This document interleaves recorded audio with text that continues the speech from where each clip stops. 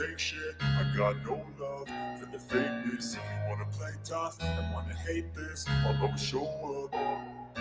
I don't ever slow up, no I don't take shit. I got no love for the fakeness. If you wanna play tough and wanna hate this, I'll always show up and make a statement. I don't ever slow up, no I don't take shit. I got no love for the fakeness. If you wanna play tough and wanna hate this, I'll always show up and make a statement. Everything I do so instinctive and so passionate. Every word I move so descriptive like an adjective. I got a vendetta against people who patented being negative when you should be getting after it. I got facts over tracks. Isn't that spitting slow, spitting fast? I could roast, I could gas, think I'm okay at last, but I don't know if that can erase all the past and the pettiness. A reflection of the emptiness, hilarious. You think you're worth my time, you're delirious. You're delirious. Trying to fake exterior, inferior. You know I'll always be a bit superior. Humble brag, I want you to hear words, you can say them back. I want you to feel free from the chains that last, and to believe in what you got, it was built to last, yeah. Now that I've been put through hell, I never got anyone's help. I had to do it all myself.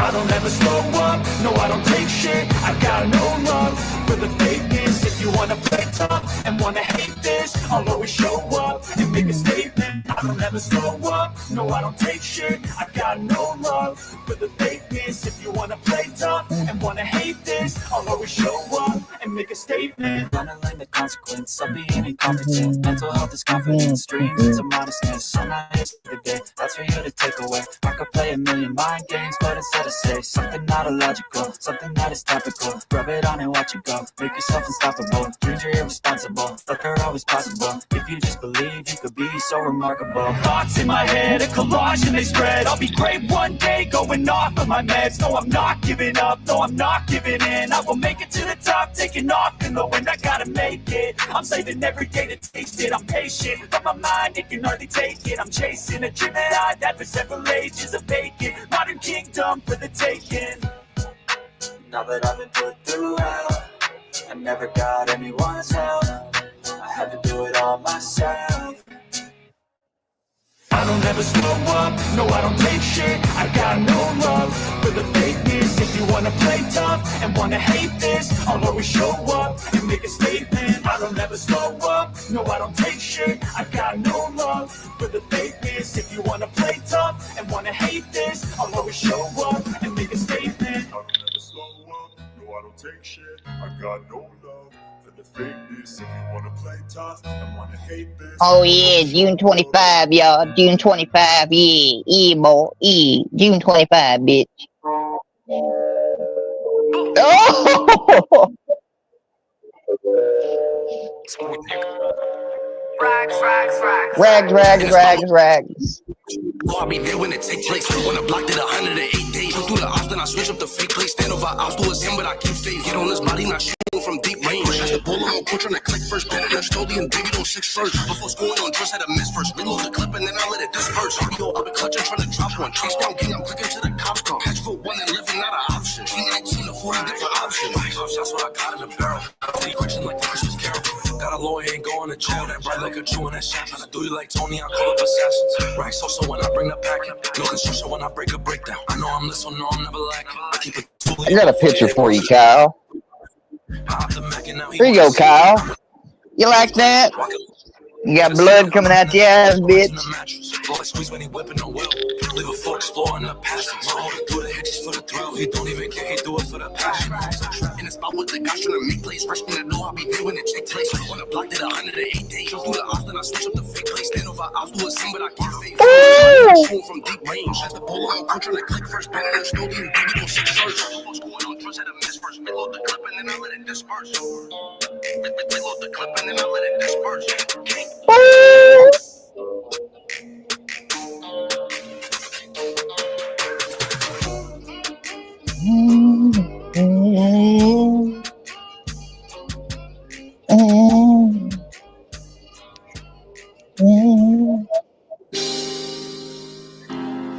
Yeah.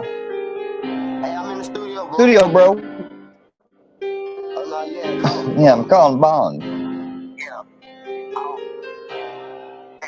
Yeah, I'm at the studio. Hold up, dude. Ain't get to roll no weed. Ain't get to roll no swishers. I was locked up on Christmas. Ain't get to see my niggas. Ain't get to hold Get to hold my mama. Couldn't even give Ain't her even no give her kisses. no Can't kisses. even post on my Instagram. Could he pussy nigga be snitching? Everybody acting Body acting suspicious. Might suspicious. probably say that I'm tripping.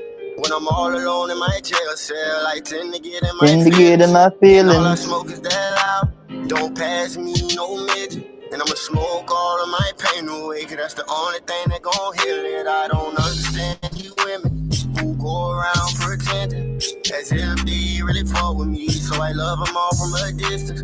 Cause the same bitch say she down to ride, be a main one who trickin'. Got my limits with promethazine, cause every time I wake up in the morning, I got murder on my mind. AK-47s, Mac 11s, Mac 11s, Glocks and 9s. No pew pew for Kyle. He's a felon, y'all. 3 domestic violence times 3. I got murder on my mind. I got murder on my mind. I got murder on my mind. I got murder on my mind. Tape around his body, it's a fucking homicide. His Face is on a t-shirt and his family's traumatized.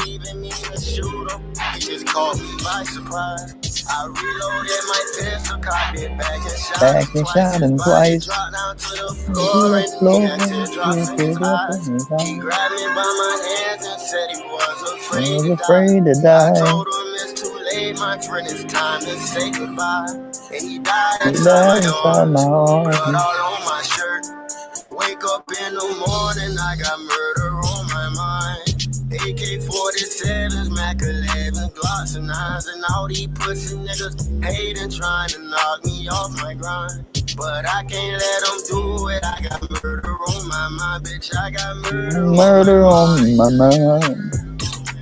I got murder on my mind. I got murder on my mind. I got murder on my mind. I got murder on my mind. I got murder on my mind. Life terrestrial, bitch, I'm an animal. Melly's a savage, no, he not no entry. He's not entry, fucked up on camera. Bitch, I'm a murderer. I'm a murderer. Yes, I yes. might just kill him, but don't wanna kill him. But make him up, say he won't beef, we gon' grill the boy. Real the I'm boy. bleeding so red, I might dip his ass in it and spill the boy. Murder on my mind. Whoa, whoa. I got murder on my mind. I got murder on my mind. I got murder on my mind. Wake up in the morning, I got murder on my mind. AK-47s, Mac 11s, Glocks and 9s, and all these pussy niggas hating, trying to knock me off my grind. But I can't let them do it. I got murder on my mind, bitch. I got murder on my mind. I got murder on my mind. I got murder on my mind. I got I murder got on my murder on mind. my I got mind. I murder got murder on my mind. Whoa, whoa. Young nigga world, bitch.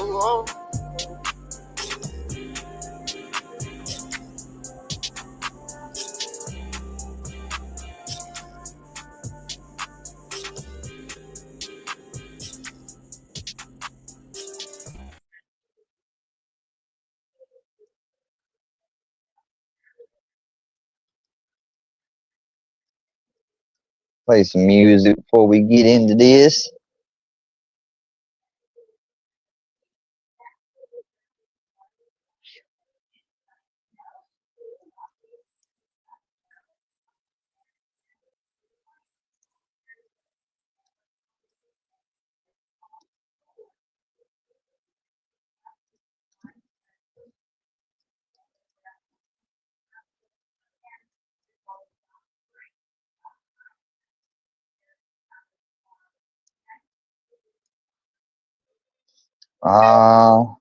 Bullshit.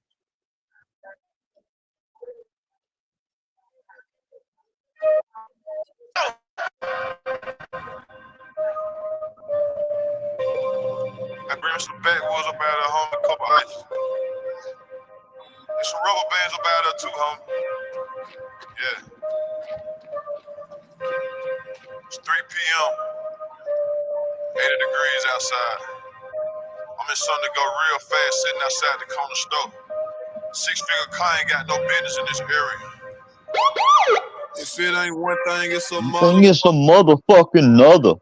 Together, then that's my motherfucking brother. I pay your bills and buy designer, but I don't love her.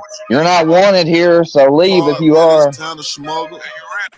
I pull up, pick up that bag and burn rubber. Burn rubber. I got a sweet tooth, but I stay away from suckers. For real though. Nobu and Malibu was my last sucker. We eat good. I fucked her in rush hour traffic, Chris Tucker. Yeah. Everybody screaming gang, gang, gang, gang, gang. Come and get you, you gon' tell on the whole gang. She said, can she fuck me with my diamond chain? My diamond chain. If I ain't in the bank, then I'm on the plane. About to go get some money or go spend some money. Spend some money. They stopped me in the airport, had too many binges on me. They don't want you they to don't live. want you to flip. They don't want you to fall. Push a smile in your face. Yeah. Then they pray for you to fall. Then they pray for you to fall. Young niggas stay focused. Yeah. But I really want to crash. Damn. Think about where you at. Okay. Then think about your past. Right. Yeah, I really came from shit. Yeah. But I won't change for shit. My bitch say I'm stuck in my ways. Yeah. My wrist say I've been getting paid. Yeah. 100 shots. 100 shots. 100 shots. 100 shots. Me and my niggas pull up in 100 drops. My role model used to get 100 blocks. Street niggas in a tuxedo, we the mob.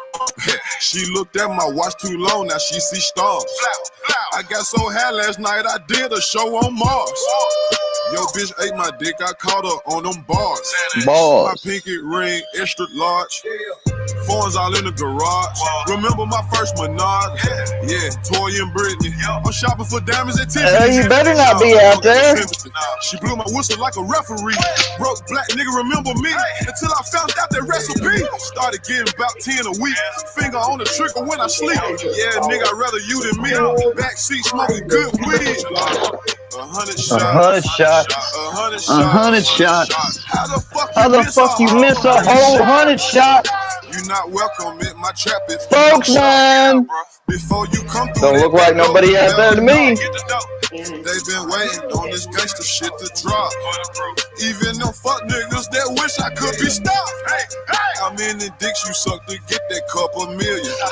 Self-made millionaire, oh what a feeling. My niggas came from dealing. Fuck nigga, get out your feelings. Your bitch got me sexual healing. Just walked in the building. Came out with 6 bitches. Spokesman, go get some sexual healing from your goat. Diamonds always hitting. You looking for your bitch, she with me, nigga, she ain't missing. I told you fuck nigga, stay out my way, but you didn't listen. She ain't outside. Big rock. It's fucking raining outside. And we put extensions. Oh, you in the backyard, huh? That's funny. I can see out my backyard. There ain't nobody out there. Dumbass. You forget I have a window to my backyard, fool. Yeah. Stop. Dummy. I am, I swear to God. How the fuck you miss a whole 100 shots?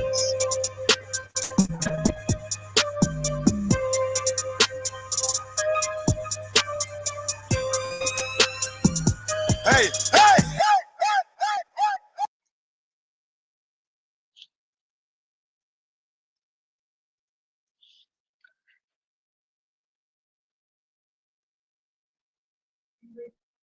The heart of men.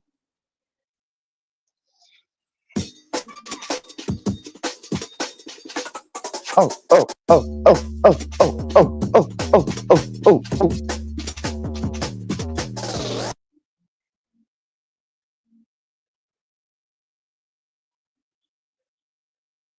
How the fuck you miss a whole 100 shots? Hey, shit. What I tell you, nigga, when I come out of jail, what I was gonna do? I was gonna start digging into these niggas' chests, right? Watch this. Hey, quick, let me see them binoculars, nigga. The binoculars. Yeah, nigga, time to ride. Grab your bulletproof vest, nigga, cause it's gonna be a long one. Now me and Quick finna show you niggas what it's like on this side, the real side.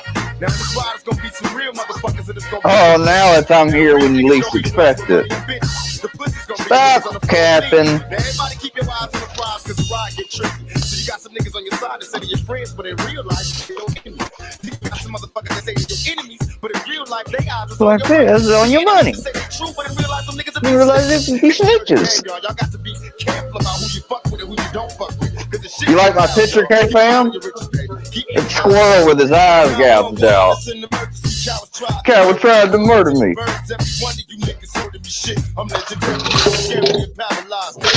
Nothing more fun than a liar and coward died.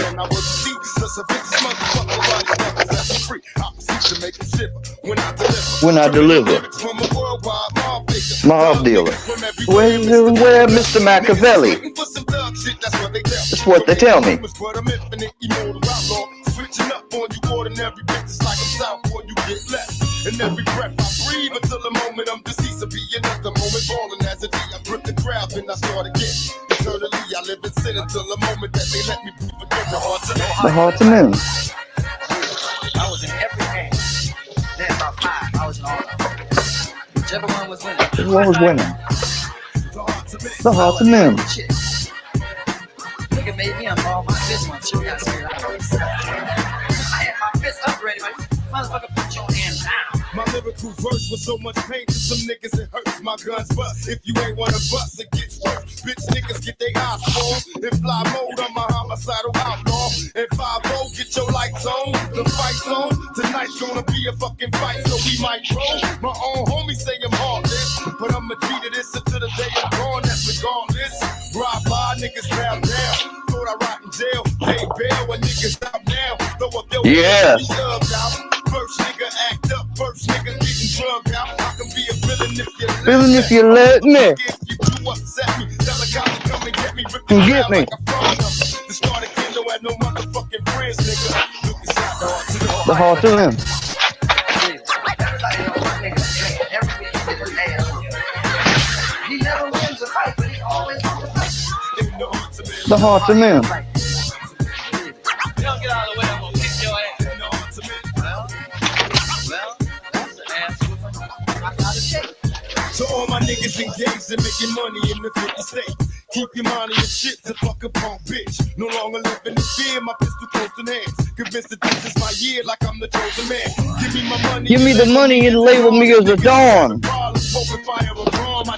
I died and came back. Lyrics as if it's a gang of crack. Slugging is in my spirit, I'm lost and not knowing. Scarred up, but still flowing. Energized, still growing. Can it be fate that makes a sick motherfucker break on these jealous ass cowards cause they evil and fake? What will it take? Give me that baseline, I'm feeling bomb. Death row, baby, don't be alarmed. The homie Quick gave a nigga a beat and let me start again. Represent, cause I'm the heart's a man. No heart for the fight.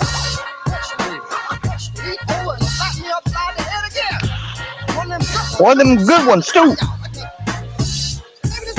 The heart's a moon. I was in every game. Then about 5, I was in all of them. Whichever one was winning. I wasn't fighting shit.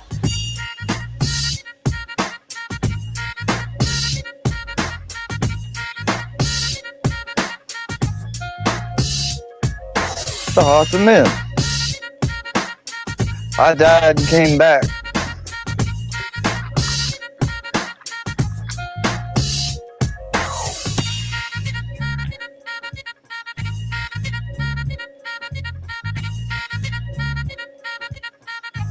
Dun, dun. The heart's a moon.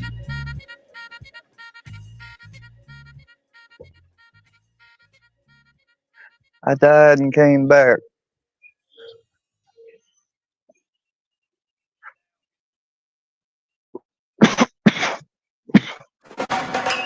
Even a game as timeless as baseball must evolve. Shit you don't recognize? That's old Mustard Squirrel's bitch ass. Get a good look at him. Yeah, we're about to bleed the squirrel. Virtually, of course. We're bleeding the squirrel, man. It's one of them ancient hunter rituals.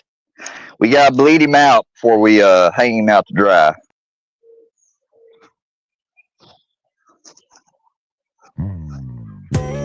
It's part of my religion. Yeah.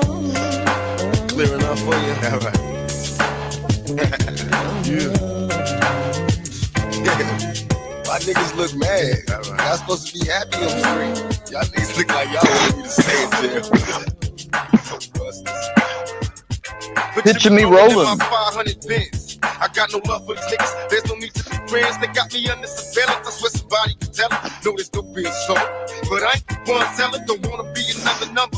I got a fucking gang of weed to keep you going under. The federalists wanna see me dead. Niggas put prices on my head. Now I got $2 dollars by my bed. I feed them lead. Now I'm released. How will I live? Well, God forgive me for all the dirt a nigga did. Be a kid. One life to live. It's so hard to be positive when niggas shooting at your crib. Mama, I'm still thugging. The world is full. My homies is inmates. I ain't the person to ask questions like that. First of all, see, I'm not an Orthodox or even halfway Orthodox Jew. You know, like I'm one of them Jews that believes in Jesus. I'm one of them weird ones, you know. So, I mean, none of that shit applies to me, really.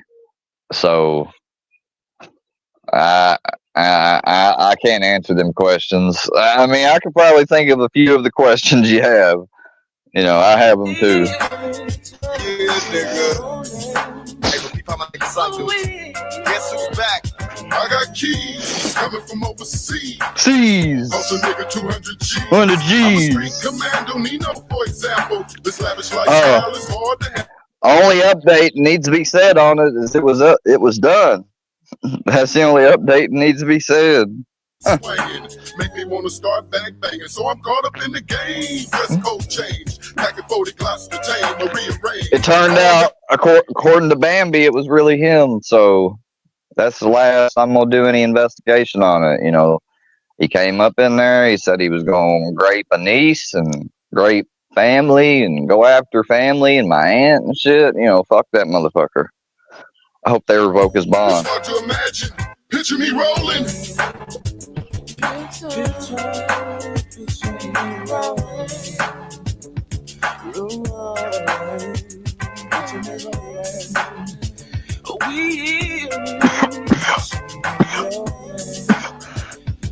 I don't know about all that. I got to get the fuck up in formulate a cake. Cause a nigga straight suffering from like I haven't paid. Yeah, I don't know about none of that. So I need to hit a lick drastically. I see some bowling ass niggas and they slipping in my spot. And big in the I think he was pulling your leg. We caught him sleeping. He didn't keep you niggas creeping. It's how we do it every weekend. I dump him mad. The time I count the proper CPO, you got the bomb spot. Nigga, time to clock. I get the liquor and you can get the female. Shit that we inflict and get the street sales. Move smooth as a motherfucker, me and my night. I'm cool as a motherfucker, I'ma get mine. Now we satisfied. Got the pockets on swollen balls hog and this pocket next pictures. Picture me rolling.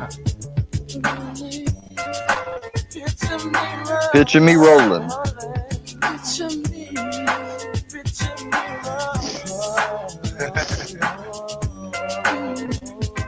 Y'all ready for me? Picture me rolling roll call. You know, some motherfuckers out there I just could not forget about. I want to make sure they can see me. Yeah, but find me where the official Jewish Orthodox religion recognizes the Talmud as something. You know, the Talmud's just the Talmud. As far as I'm concerned, like last I checked, they didn't have the Talmud, I don't think, on the altar. I could be wrong, but I mean, I'm just saying. Picture me rolling. You gotta look at the whole picture. Oh, I forgot. The DA. That bitch had a lot to talk about. Can the hoe see me from here? Can you see me, hoe? I mean, if I was a Christian and I decided to write a book called The Awakening, and it talked about all this neo-Nazi ideology shit, and I basically, you know, created a radical offshoot group of extreme Christians or some shit, would that represent all of Christianity because a bunch of motherfuckers read this book, The Awakening? Like, you know, I mean, if somebody was studying the Christian religion, they would see, like, well, do any churches put the awakening next to the Bible on the altar? Like, I mean, you have to ask questions like that. You can't just assume that because some Jews revere this book called the Talmud. I've heard of it, but I've never really looked that much into it. So I can't say shit for certain on any of it because I haven't looked at it. And I'm not going to say something on something I don't know nothing about. Trick ass, suck ass, fuck ass, dick in the boot ass, KY jelly packing ass, nigga. Yeah, KY jelly ass, bitch. Hating ass up out here because there's some trill ass niggas in this motherfucker. Yeah, nigga, We some trill ass brothers. Non-snorters, non-smokers, non-sippers, get the fuck up out of here, bitch. Niggas some sipping ass, pouring up ass, smoking ass, getting high ass niggas in here 3-6. UGK. Yeah. This motherfucker. And we ain't playing with you. Y'all know the motherfucking scope. Now pull it up, nigga. Pull it up. Sipping on some scissor. Sipping on some scissor. Sipping on some Sipping on some scissor. Sipping on some scissor. Sipping on some scissor. Sipping on some scissor. Sipping on some scissor. Sipping on some I'm real, working the wheel. A pimp, not a simp. Keep the dope fiends higher than the good year blimp. Big blip. In shrimp, I got iodine poisoning. Fuck niggas make me sick with all that tension and bargaining. You say that you a boss, I ain't believing that shit. You got the funny Geneva watch with the Ferrari kit. Take that monkey shit out, you embarrassing us. I got the red promethazine, thick orange and yellow tusk.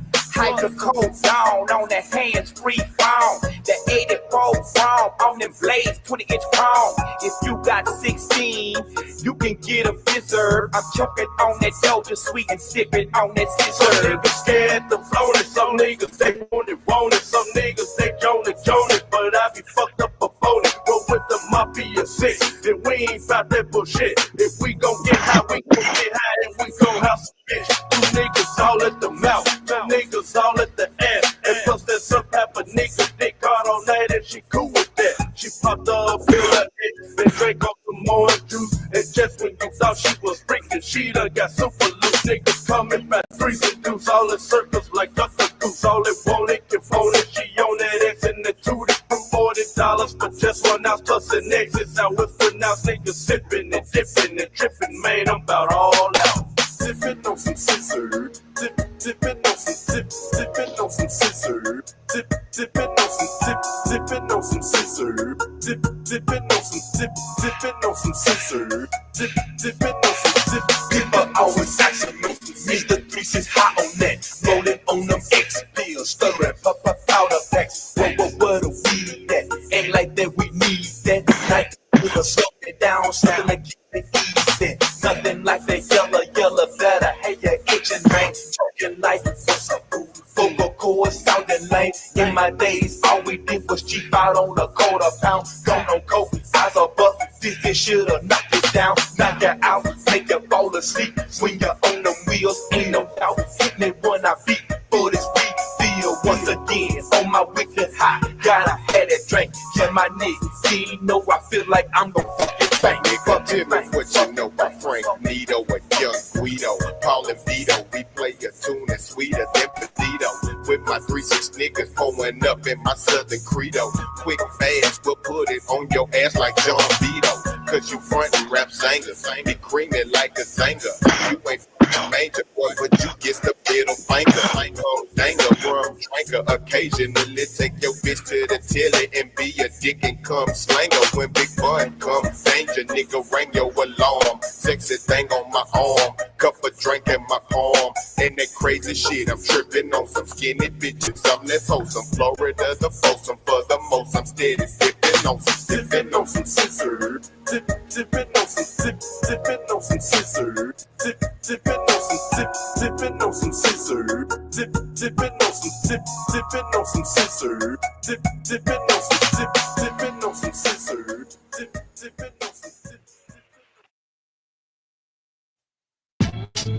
Yeah.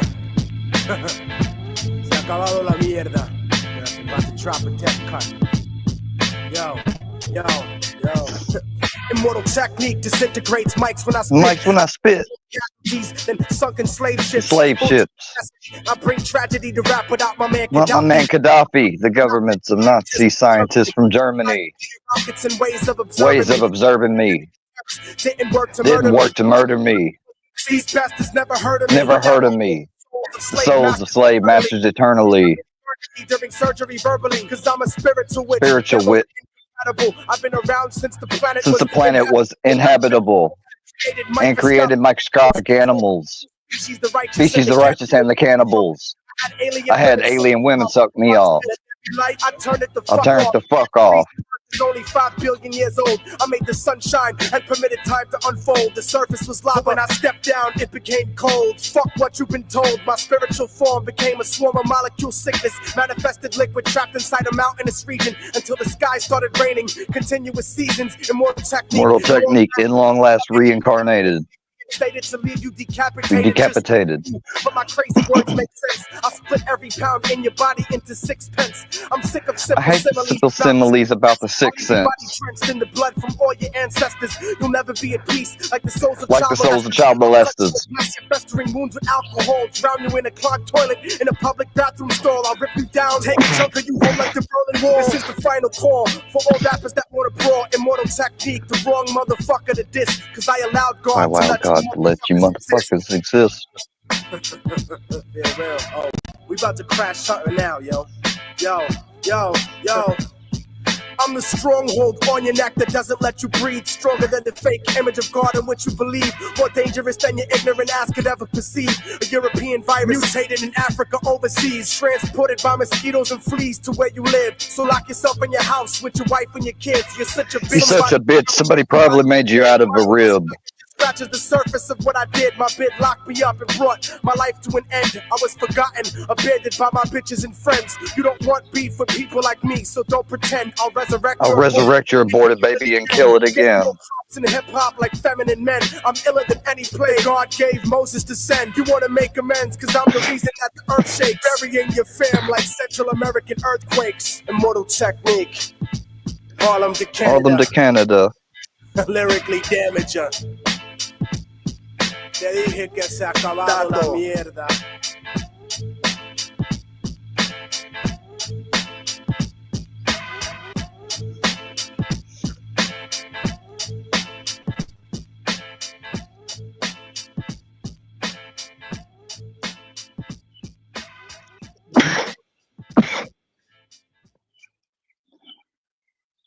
I think that was the last one I put in there.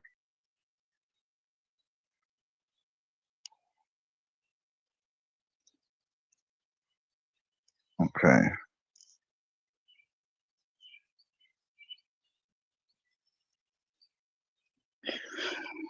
You listen to a bunch of speeches.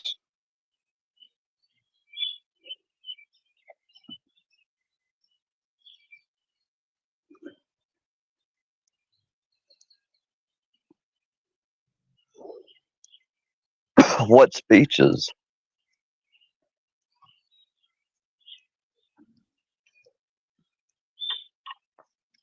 I mean, if AI can translate them, surely humans have already translated them and they've been read before. Like, what's so new about them? What are they?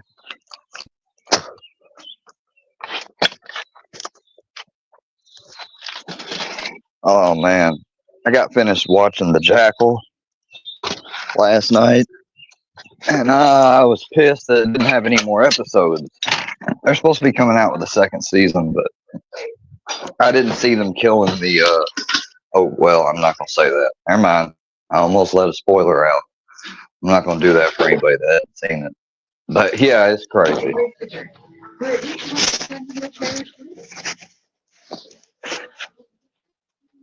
I haven't seen that dude since he was in the Fantastic Beasts movie, that actor.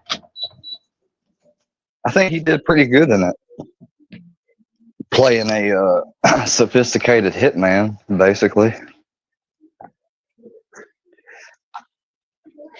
He used to be in the army, the British Army.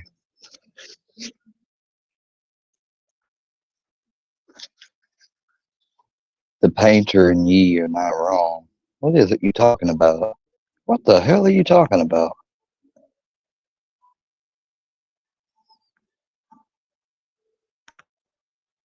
I need to look that up. Let's look up the Talmud. The Talmud is the central text of rabbinic Judaism and the primary source of Jewish religious law, otherwise known as halakha. Halakha. Halakha. Halakha. I would imagine it's how you say it. Halakha. Or halakha, something like that. And Jewish theology. Until the advent of modernity, in nearly all Jewish communities, the Talmud was the centerpiece of Jewish cultural life and the foundation to all Jews' thoughts and aspirations, serving also as a guide for the daily life. Talmud includes teachings and opinions of thousands of rabbis on subjects including halakha, Jewish ethics, philosophy, custom, history, folklore, and many other topics. It's constituted by the Mishnah, the Oral Torah, and Gemara. Is related Tanaic writings. This text is made up of 63 tractates, each covering one subject: Jewish, Babylonian, and Aramaic.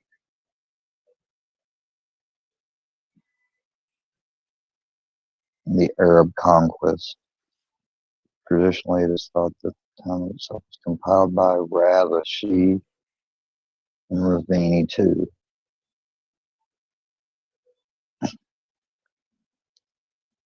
Babylonian Talmud. Talmud translations as instruction, learning from the Semitic root, meaning teach, study. Jerusalem Talmud. Palestinian Talmud.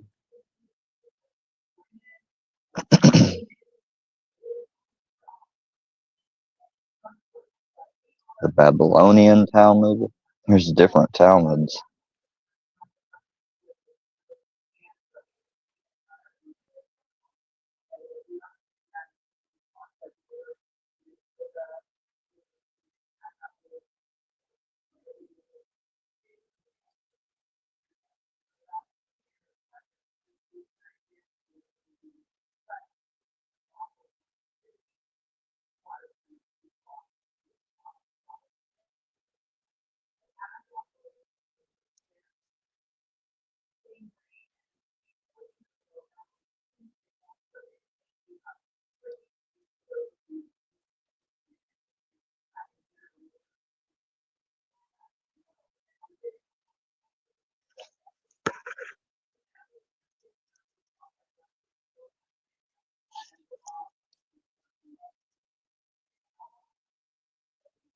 The Talmud's many demons.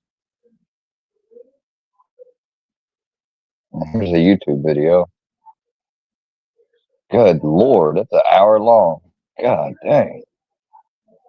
I'm Raquel Scheinerman, the editor of My Jewish Learning, and I am so pleased to welcome you all today. Yeah. It's got to be something shorter.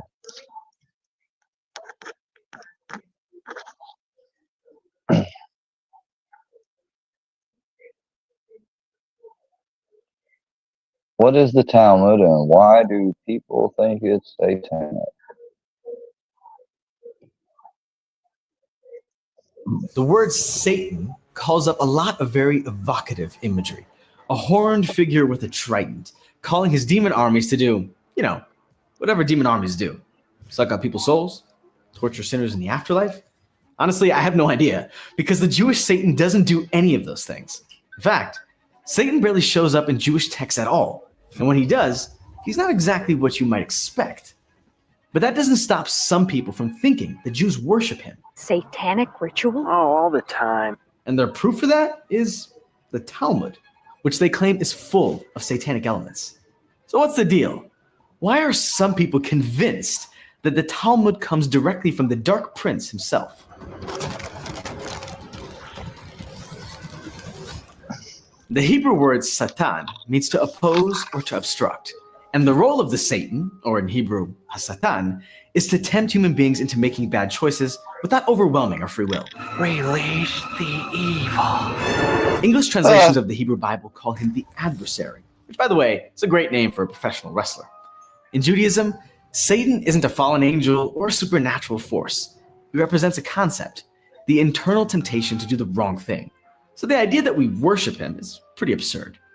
And the idea that the Talmud of all things proves this so-called satanic relationship is honestly laughable. Now, at this point, you might be wondering, wait, what's this Talmud thing anyway? Well, the short answer is that it's a book of arguments about the best way to observe Jewish law. And if you're like, hold up, I thought Jewish law came from the Torah. Well, sort of. Think of it this way. If the Torah is the story of Judaism, outlining its basic rules, the Talmud is like its instruction manual. It's chatty, argumentative, digressive instruction manual that goes on for 63 volumes with many, many footnotes written in a kind of shorthand in Aramaic. Unless you spent years studying it, it's totally incomprehensible and mysterious. Thousands of Jews around the world study the Talmud every day, one dense, double-sided page at a time. And when they're done with all 63 volumes, which takes more than 7 years, by the way, they start all over again. It's the world's largest and most esoteric book club, featuring hundreds of years' worth of arguments about the minutiae of Jewish law. For example, debating precisely how to keep Shabbat. It's hard to think of anything less satanic. Unless, of course, you have a bone to pick with the rabbis. Then you might be motivated to make up some spicy lies about the book they spend all their time studying. You see where I'm going with this? So who was the first to make up the lie the Talmud is satanic? That would be Nicholas Donin. He's the villain in our story. Our Satan, if you will. Nick was born in France at the turn of the 13th century, though that wasn't always his name, because Nick was born Jewish. Oi, oi, oi, Gewalt! To be honest, Nick had an even harder time than most Jews. He was always challenging the rabbis. He wanted to follow the Bible literally. And they were like, we don't do that. Eventually, their fight grew so bitter that the Jewish community excommunicated him in a humiliating spectacle in front of the entire congregation. For over a decade, Donin lived a lonely life, a Jew without a community, until he found the Franciscans. They were looking for converts. He was looking for revenge. It was the perfect match. You probably already know that the Jews didn't always have the coziest relationship to the Catholic Church.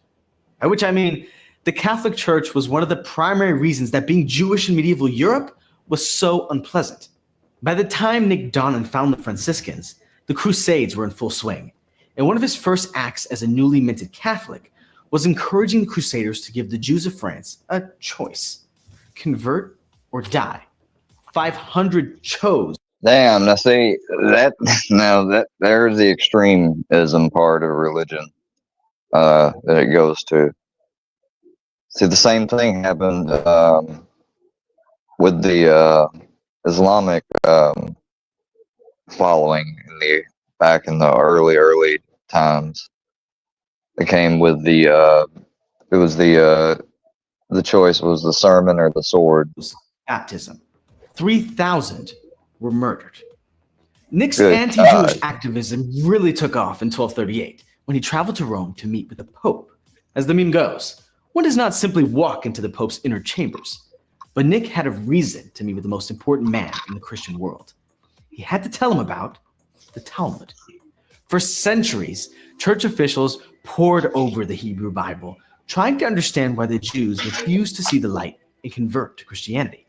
Why did so many cling so hard to this mysterious book that, to the church, seemed to be full of passages that confirmed Christian beliefs? Now, church officials had the inside scoop from a former Jew. It wasn't the Bible that was holding back the Jews from converting. It was the Talmud. Donin arrived in Rome with 35 articles proving his claims. It didn't take much to convince the Pope that the Jews were up to no good. Immediately, he drew up a series of anti-Jewish policies, including an order to confiscate all copies of the Talmud so they could be examined. If Donan's charges were true, each copy would be burned. Remember, the printing press hadn't been invented yet, so it took months, if not years, to create a single copy of a single volume of the Talmud. Burning books is never a great look. But back in the 13th century, it wasn't just a symbolic act. It was an act of outright destruction. Once a book was gone, it was gone. It would take decades to reconstruct new versions. The French church carried out the Pope's directions faithfully. The Jews had a choice. God. Surrender every copy of the Talmud or die. Okay, doesn't really sound like much of a choice, does it? No. But the King of France took the church's decree a step further. He commanded 4 of France's biggest rabbis, including the guy who had excommunicated Donin, to come and defend the Talmud in a public argument, or as historians call it, a disputation. It may have been 4 against 1, but the odds were stacked against the Jewish community because their adversary was Nick Donin. Oy. He was out for blood. He accused the Talmud of every bad thing under the sun: blasphemy, immorality, anti-Christian sentiment. And since non-Jews could barely read Latin, let alone Aramaic, they had no way to tell who was right. All they saw was the guy from their side accusing a suspicious minority of all the terrible things they'd long suspected. A former Jew was confirming all their biases. They knew there had to be a reason that the Jews hadn't seen the light and converted to Christianity. Here it was, clear as day. The Talmud had been poisoning their minds with all sorts of anti-Christian blasphemy. Now, before I tell you the totally predictable ending to the story, I want to make something clear. The Talmud is anti-Christian in the sense that Jews aren't Christians. We don't accept Jesus as the savior of mankind. We don't believe in a Christian theology. In other words, the Talmud is a Jewish book. That's pretty much the extent of its so-called blasphemy. But Donin cherry-picked a number of quotes about various figures named Jesus, which, by the way, was a very common name back in the day. He ripped them out of context and presented them as proof that Jews not only hate Christians, but are a demonic and antisocial threat to the world order. You can guess what happened next. Christian authorities carted away loads of Jewish texts and burned them in the public square. 10,000 handwritten volumes gone. And that wasn't the end of the anti-Semitic obsession with the Talmud. Now that the Jews' blasphemies had been revealed, the Catholic Church invested considerable resources in Talmudic censorship. They brought in former Jews, like Donin, who were only too happy to help persecute the Jewish community. Things continued in this unpleasant fashion for almost 500 years. Then they got worse. You ever meet people who are super dedicated to their passions? Like athletes who practice for 6 hours a day, or musicians who eat, sleep, and breathe their instruments. Well, Johannes Eisenmenger gives them all a run for their money, because this guy hated Jews so much that he pretended to be one for 19 years in order to gain access to our secrets and expose them to the wider world. Our secrets, by the way, are not particularly interesting to the outside observer. Like I said, Talmudic scholars spend most of their time arguing over very specific points of Jewish observance. But Eisenmenger was committed. So for the 19 years he lived as a Jew, he carefully cherry-picked and compiled every single passage of rabbinic scholarship that could be construed in a negative light. He did this, by the way, while living with a Jewish wife, raising Jewish children, and observing Jewish law to the letter. That's dedication. That's crazy. That's dedication. After nearly 2 decades of living as a Christ Jew, that's dedication. Eisenmenger unveiled his magnum opus, a demented 2-volume text called Judaism Unmasked, which is full of mistranslations, lack of context, and general nuttiness. You can still find parts of it floating around the uglier corners of the internet, held up as proof that Jews are, well, insert whatever adjective you want here. Satanic? Blasphemous? Evil? Unfortunately, Eisenmenger's ideas have infected some unlikely folks. Alice Walker is a celebrated author who used to be married to a Jew. If that name sounds familiar, it's because she wrote the beautiful novel, The Color Purple, which has been adapted multiple times for stage and screen. Unfortunately, in recent years, Walker has become a full-blown anti-Semite, turning her literary talents towards a criticism of the Talmud. Her poem, It Is Our Frightful Duty to Study the Talmud, repeats all of Eisenmenger's greatest hits, remixed for the 21st century. She writes, I recommend starting with YouTube, where she learned that, apparently, Jews think all non-Jews should be our slaves. That is a lie. And that we believe that we are chosen for supremacy on this earth. It's a lie. Yeah! Like Eisenmenger, like Donnan, like all the church officials of back in the day, she mistranslates, misquotes, and misunderstands every single part of the book she claims to know. So what is the antidote? How do we convince people that the Talmud isn't the work of Satan? Well, we don't. That's not really how conspiracy theories work. You have to want to believe them. Otherwise, their internal logic crumbles instantly. All I can do is give you a little more context so you can understand where these conspiracy theories come from. Because the best antidote to ignorance is education. And that is the actual point of the Talmud. And I'm guessing your body counts. Oh, well, that kind of covers that you brought up, Z. So yeah, we gotta roast a squirrel, y'all. We've got a pest problem. We've got some mangy squirrels running around here. Rabid. I'm scared that they might have the rabies, you know. So we gotta set these traps out here, and we gotta put up the bait and all that stuff. Hopefully we catch one of these sons of guns. But yeah, I figured we hang him out to dry a little bit. You know, what's horrible is I'm sitting here looking at this one case detail.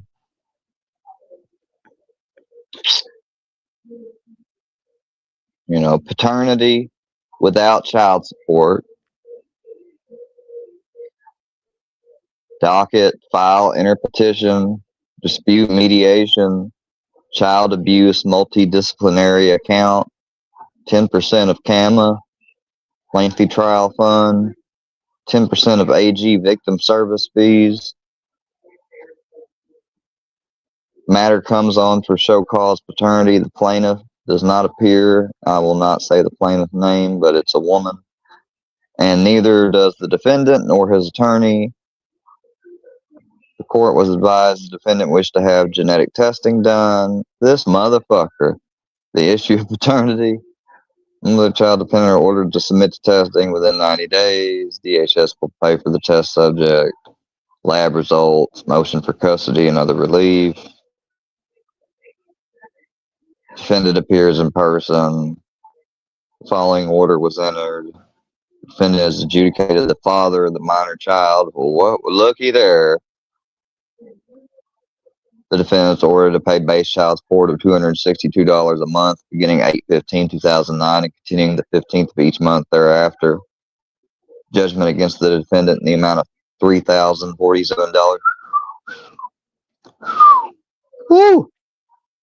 That's a shit ton. We got another paternity here.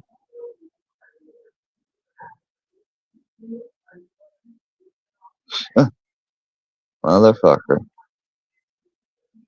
And here we got a protective order.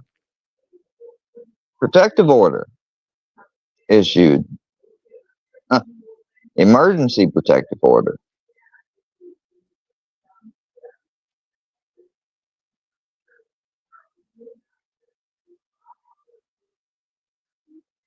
Stayed for a full year.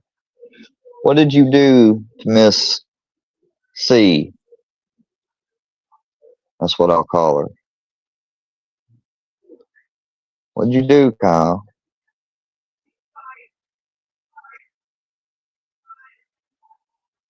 See, you want to do that bullshit. You want to talk about people have shown your kids and shit. Who the fuck show? Bro, I ain't never shown any kids of your. I don't have no pictures of your family like that. I don't give a fuck about you that much. Never will. What's this? State of Oklahoma versus Victor Cabre. Domestic abuse, assault and battery, felony. Muskegee. Date filed 2015. 10 years ago. A decade. You know, it'd be one thing if you just had this one, but you don't just have this one, do you? You also have 2, 3, you know.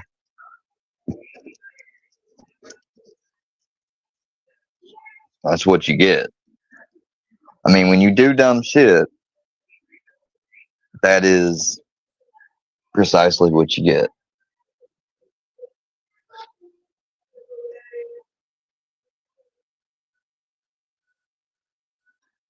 I mean,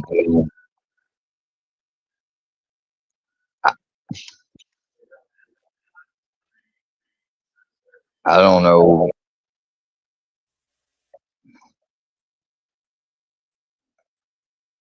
You know, for 2 years now, you've been like stuck on stupid.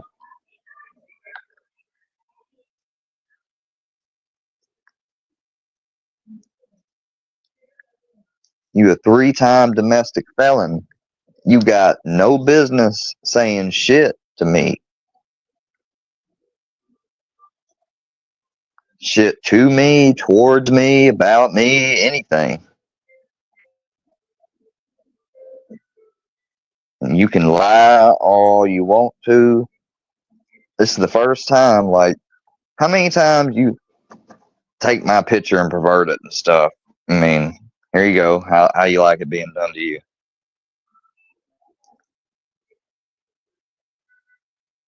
See, I've shown restraint, and I've generally, you know, don't have much to say really.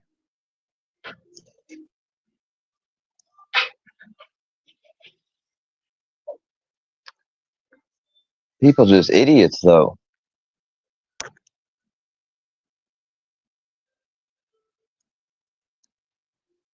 Straight idiots.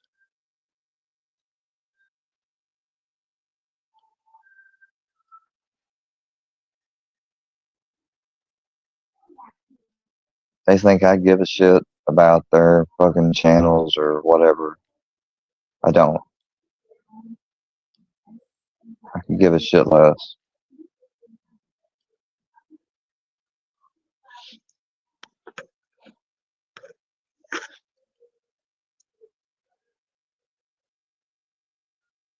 They want to lie about things, okay.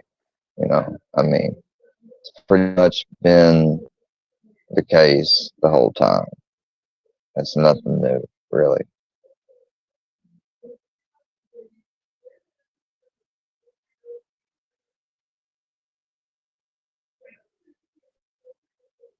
We got a 23-and-1 video I've got picked out to check out.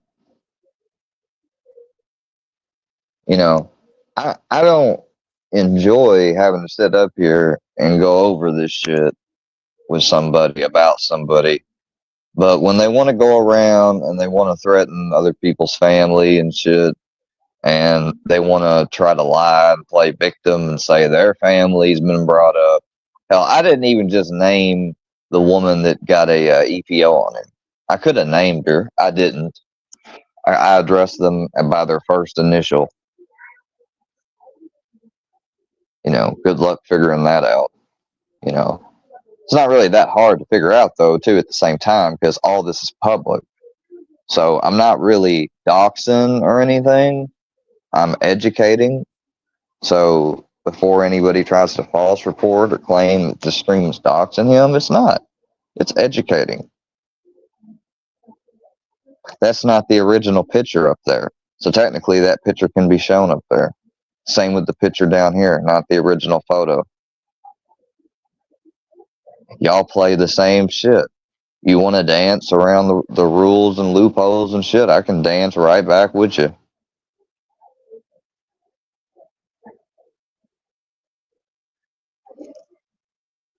You know, I mean, it's just stupid. This is Mustard, Squirrel. Can't believe you didn't recognize him. Well, I mean, the bleeding eyes, you know, does kind of throw it off a little bit.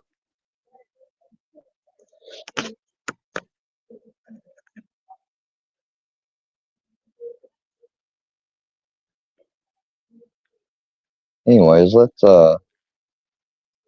check Buddy, this to out. another and I'm not in any of these guys' shoes episode of Lockdown 23 and 1. That's right. Today we're jumping into courtroom to witness 3 individuals get sentenced to a lot of time. And they're not all getting sentenced together. They're actually 3 totally different cases. And of course, I'll give you a little intel on the situation when we get there. Also, today is a very important day for me. It's my oldest twin daughter's birthday. Well, not exactly today, but close enough for y'all to go ahead and wish a little happy birthday down below in the comment section. No pressure, though. You know, if you don't want to, you ain't got to. Anyways, with that being said, let's get into it, ladies and gentlemen. If you enjoy all things lockup and crime related, then this is where you want to be. Hit that like, subscribe, notification bell before you leave, and check out my beautifully assorted playlist with many more videos for you to start watching today. All right, first up, like I said, I'm going to give you a little intel before we get in the courtroom, but the individual today is going to be sentenced for killing 3 people. What he did to them is monstrous. I mean, he admitted to eating one of their hearts. Holy crap. Was that a slick back mullet I just seen? We got a cannibal? Hello, Your Honor. Get ready for the smoking. Because somebody's about to be smoked. Oh, yeah. Definitely unanimous. Only took us about 7 minutes. Verdict is as follows. Special issue number 1. Do you find from the evidence beyond a reasonable doubt that there is a probability that the defendant would commit? Now, the guy with his eyes out is mustard. And now this guy down here is old Diddles. You know. Got Mustard Dude, and then you got Diddly Diddles. That would constitute a continuing threat to society? They're both friends. You know, he's real good friends with him. Beyond a reasonable doubt that the answer to special issue number 1. He's been over in his channel chat. Without a doubt. Without a doubt. Easily. Special issue number 2. No shame. Taking into consideration all of the evidence, including the circumstances of the offense, the defendant's character and background, and the personal moral culpability of the defendant, do you find that there is sufficient mitigating circumstance or circumstances to warrant that a sentence of life imprisonment without parole rather than a death sentence be imposed? Answer. We, the jury, unanimously find that the answer to special issue number 2 is no. All right, I know some of that probably went in one of y'all's ear, not the other. But the jury pretty much agrees that he does not deserve life without parole. There's no kind of mitigating evidence that deters them from giving him the death penalty, which is pretty much like a green light, go ahead. Ladies and gentlemen of the jury, a poll has been requested, so I'm going to call out your juror number, and I'm going to ask you if this is your verdict. Juror number 3, is this your verdict? Yes. Juror number 5, is this your verdict? Juror number 6. Ms. Fregoso? Yes. Juror number 17, is this your verdict? Yes. Me personally, I would have held every last one of them that chuckled at me in contempt. Juror number 6. Ms. Fregoso? Yes. Juror number 17, is this your verdict? Yes.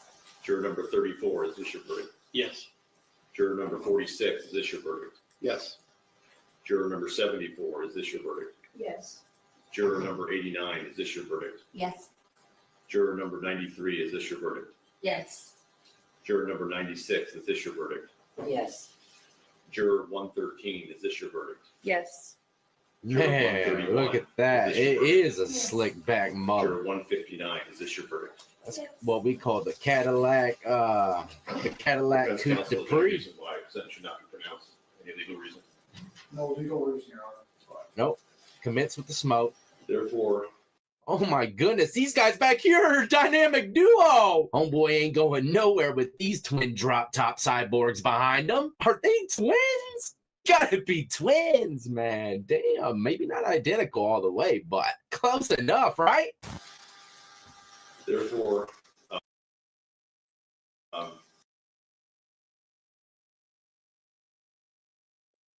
Jason Allen Thornburg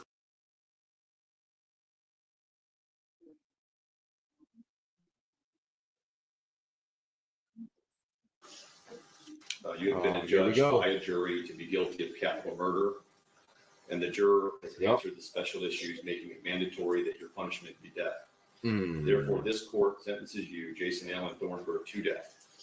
The clerk of this court shall no later than the 10th day after this court enters its lifetime order of smoke right there. Prosecution issue a warrant under the seal of this court for the execution of What the happens when sentence you of eat death, people's hearts? which shall be directed to the Director of the Correctional Institutions Division of the Texas Department of Criminal Justice at Huntsville, Texas, commanding the Director to proceed at the time and place named in the order of execution to carry the same into execution.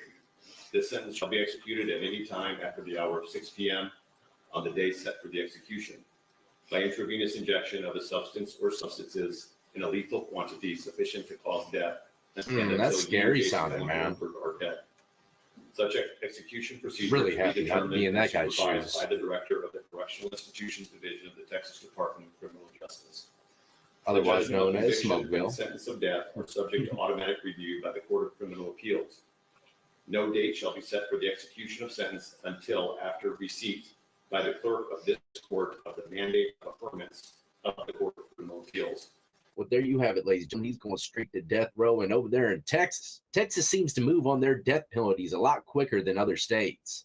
Now, for the next case, we're going to witness an individual get sentenced for a cold case murder from 1990. Not to mention rape and a few other charges. And why did it take so long for him to get caught, you might be asking? It's because his DNA finally popped up in a nationwide check. And that's how it is with these old cases. Sometimes, man, it just takes, some DNA to pop up out the woodworks. Court finds that under Price versus State, Georgia Supreme Court case that was decided April 19, 2022, the court does find that that is controlling. So, looking at the official code of Georgia annotated under sections 17-10-1 and 17-10 through 17-10-21, the court can look at aggravating factors for sentencing, which include the nature of the crime, the defendant's prior criminal history, and other factors that should result in harsher punishments. In terms of looking at the nature of the crime, such as a vile, horrible, and inhumane offense, crimes involving torture, depravity of mind, or aggravated battery can be considered aggravating. The court can also look at the amount of harm to the victim. In this case, Mr. Perry, the jury found you guilty on all 14 counts. In terms of the amount of harm to the victims, you stabbed, strangled, and tried to smother Pamela Sumter. You raped her. If the crime resulted in the death or serious injury of multiple victims, in this case, the jury found that you caused the death of both John and Pamela Sumter in a brutal and malicious manner. Also, the court considered the use of a deadly weapon. In this particular case, if a deadly weapon was used in the commission of a crime, this can also be an aggravating factor, such as a knife when used offensively. Let this sit in, all you cold case criminals out there always looking behind your back. These days, I'd say a good portion of y'all are going to get caught. Your day's coming, whether through the court system or whatever way fate wants to bring it. I promise it always does. So it's best, honestly, to just go ahead and confess your crime, man. Go ahead, turn yourself in. A pillow, which when used offensively, and hands and arms when used offensively, can be used as deadly weapons. Yeah. The court can also consider your prior criminal history. There was testimony that was presented in terms of numerous family violence convictions along with battery convictions. Other factors that the court can consider is a lack of remorse. A lack of remorse or an unrepentant attitude can be considered as an aggravating factor. Mr. Perry, you testified today that you have never hurt anyone, which is inconsistent with the jury's verdict. So as such, in the matter of the state of Kenneth Perry, under indictment number 24 CR 2608, the court will sentence you as to count 1, malice murder. I will sentence you to life. As to count 2, malice murder, I will sentence you to life to run consecutive to count 1. As to count 3, felony murder, that is vacated by operation of law. As to count 4, felony murder, that is vacated by operation of law. As to count 5, rape, I will sentence you to life to run consecutive to count 2. And them Georgia boys are probably waiting for him, man. Aggravated assault, it will merge with counts 1 and 2. As to count 7, aggravated assault, it will merge into counts 1 and 2. Count 8, aggravated assault, I will sentence you to 20 years to serve in custody to run consecutive to count 5. I lost track. Count number 9, aggravated assault, I will sentence you to 20 years to run consecutive to count number 8. As to count number 10, aggravated battery, I will sentence you to 20 years to serve to run consecutive to count 9. Count 11, aggravated battery, I will sentence you to 20 years to run consecutive to count 10. Count 12, possession of a knife during the commission of a felony, I will sentence you to 5 years to run consecutive. It just keeps on pumping. 13, possession of a knife during the commission of a felony, I will sentence you to 5 years to run consecutive to the left, right, side to side. As to count 14, smoke from every angle. I will sentence you 10 years to run consecutive to count 11, which I believe that is a total of 3 life sentences to run consecutive to each other plus 100 years. Mr. Perry, you have the right to seek post-judgment relief for your conviction of the crimes of malice murder, felony murder, rape, aggravated assault, aggravated battery, possession of a knife during the commission of a felony, and death by taking. You can do this by either making a motion for a new trial in this court and/or filing an appeal to a higher appellate court. If you want to file a motion for a new trial or an appeal, then you will need to file that said motion or notice of appeal with the clerk of Superior Court of this county, DeKalb County, within 30 days. I ain't gonna lie though, he took that 3 life sentences plus 100 to the chin like it was nothing, man. He was already ready. All right, last but not least, we got James Wasson and his co-defendant, Roach. He ain't getting sentenced with him, but I had to show his picture, man. This is ridiculous. But this guy was on probation and parole showed up at his house to do a little search warrant or whatever. Ends up shooting at him and trying to flee the scene. Gets in a car accident along the way, man. So, yeah, you can only imagine he's probably going to get smoked just like the last 2. Hereby sentences the defendant to 10 years MSP with 3 years suspended. And in relation to counts 2, 6, 7, and 11, the court also sentences the defendant to 10 years MSP with 3 years suspended on each count. All right, so he already got 10 years twice with 3 suspended on each. But when he first heard it, he didn't get really too mad. He kind of zoomed into the paperwork, probably saying to himself, man, 7 years for shooting at the police, getting in a car accident and hurting someone, that ain't too bad. I can do that, man. For sure I can do that. I would have been saying the same thing. But keep in mind, he got sentenced to 2 10 years with 3 years suspended on each. The most important question here, is it going to be consecutive or concurrent? Because that would change it from 7 years to 14. And I believe he still has another charge to be sentenced for. But as of right now, look at him zoomed into that paperwork. He still has a little bit of hope. Each of these counts shall run consecutive to each other. So the sentence no more. DC 17-267 Hope went out the window. Is 50 years MSP. No, I'm good. Chill, bro. You only make it worse. You only make it worse. But really, I mean, it can't get too much worse, I guess. James, sit up. 14 Blickens, man. He's gone for a long time. Did he even sentence him to the other stuff yet?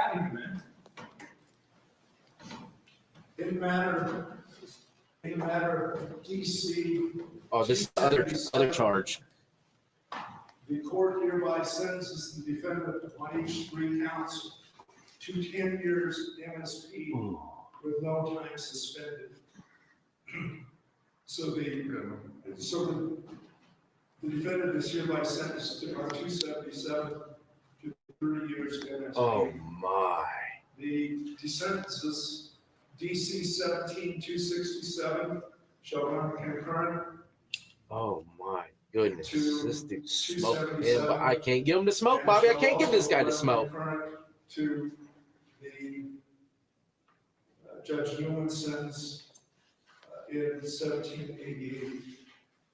You will have 120 days from today's date to review my written judgment to make sure my written judgment complies with my oral judgment in this matter. Tunnel vision. And the clerk will enter this. He cannot believe it. But you know what, ladies and gentlemen? What do you expect when you shoot at the police? He's lucky they didn't kill him on the spot. And it shall run concurrent to that as well. Well, ladies and gentlemen, like I said, what do you expect when you shoot at the police? You got to know that if you get caught, a thick smoke train's coming your way. But either way, ladies and gentlemen, hopefully you enjoyed. If you did, hit that like, subscribe, notification bell before you leave. And I do apologize about the little 5-day hiatus. I've been going through some major things over here in the home front, and be prepared. I got some big news coming your way. As always, though, until the next time, y'all be easy, be safe, and more importantly than anything, stay free.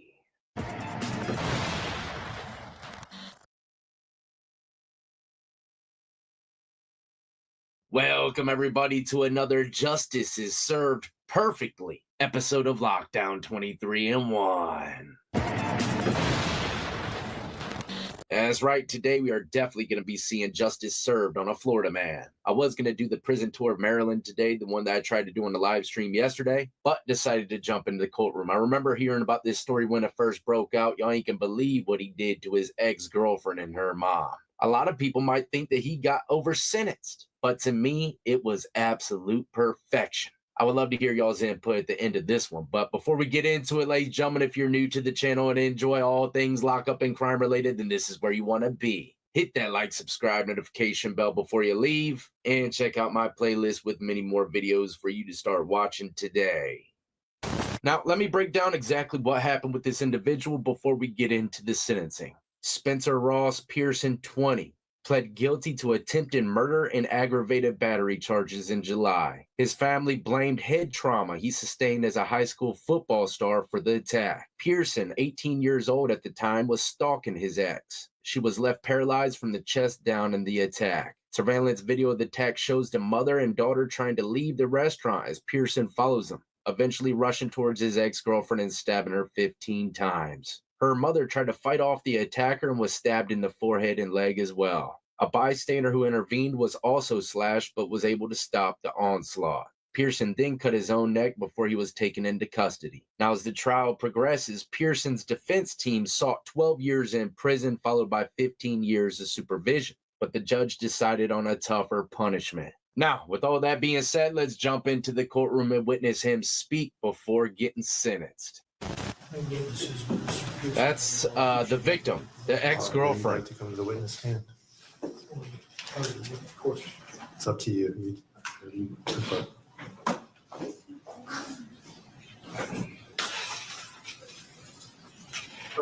All right.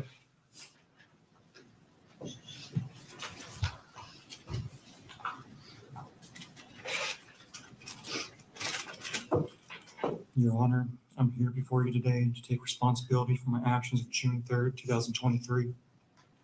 And most importantly, I'm here to express my sincerest apology to Madison, Ms. Roger, Mr. Armstrong. I'm sure June 3rd was the worst day of their lives. It was also the worst day of mine and always will be. On this day, I hurt 3 innocent people. I think of my terrible crimes committed every second of every day. It's on my mind constantly, and this will never, ever change. I pray that Madison, Ms. Roger, and Mr. Armstrong make full recoveries. I can't begin to imagine what I've put them through and the negative effects I've had on everyone involved. I understand the anger and hatred They all have. Excuse me. I will never understand any negativity or ill will directed towards my family. These mugs got They do smoked, not do this. I do. bruh. They got smoked, and he's being sentenced to life. Sorry. I stepped away for a second. Da, da, da, da, da, da, da, da.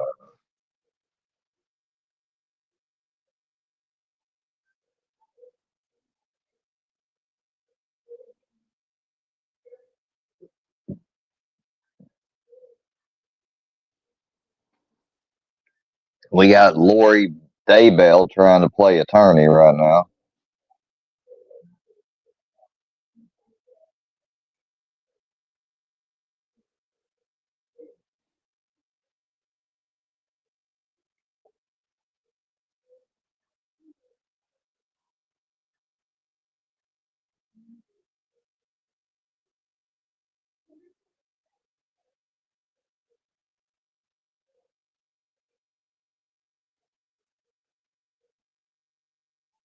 Welcome, everybody, to another exhilarating, smoke-filled episode of Lockdown 23-in-1. There's nothing without the smoke. Order with Wood TVA. And I just want to let you know that you are being recorded right now. And I just want to talk to you because we've heard everyone else's side of the story.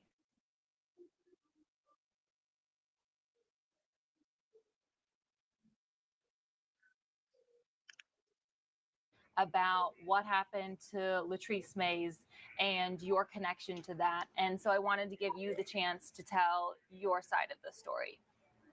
So you were the last person to see her. What happened to her? That's what's being said. That's speculation right now. Right. And that's why I'm talking to you. Speculation. That's speculation. Talk, and everyone else is talking for you. So that's why I want to give you the chance to talk. No, I mean, I'm answering your question. You said the last time that she was seen. I'm saying. Appeal, you are remanded to the custody of the Department of Corrections for service of this sentence. Thank you, Your Honor.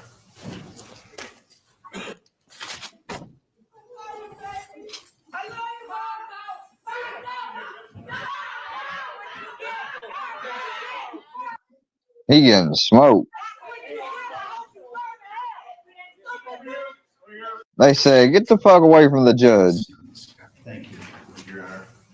He stood up on the judge like he finna go to the judge. A lot of judges be packing in their courtroom, meaning they got a gun.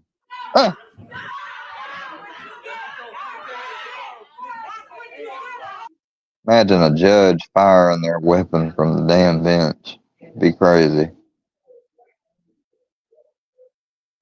Yeah, Zachariah. He got sentenced to life in prison.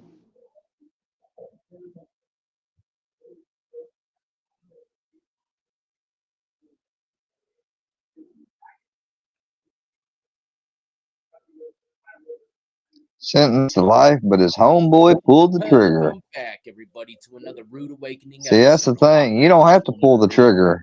If you there, you there. They call it accessory. That's what they call that shit. Anybody that's there that they can identify, they're getting charged. Over an hour long. I kind of highlighted pretty much just the sentence. If you want to watch the... No, we don't want to watch the whole video. Comfortable, Mr. Makepeace, scoring death to a victim for the AWIM. The fatal shooting of a 2-year. Oh my God.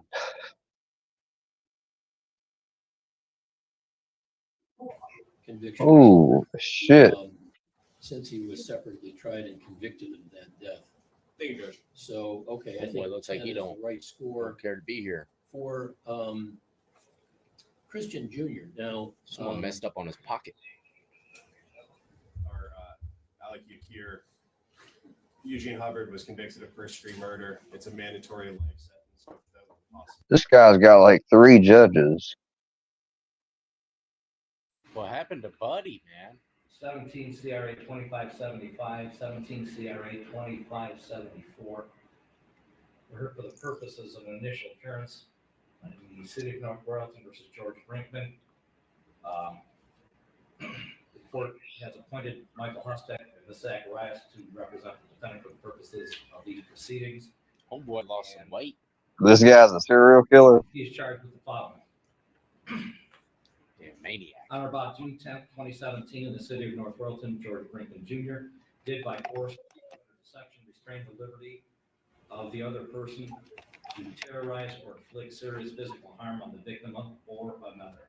To it, George Brinkman Jr. did by force restrain the liberty of the victim, Suzanne Taylor, at her residence to cause the death of Suzanne Taylor by slitting her throat with a knife.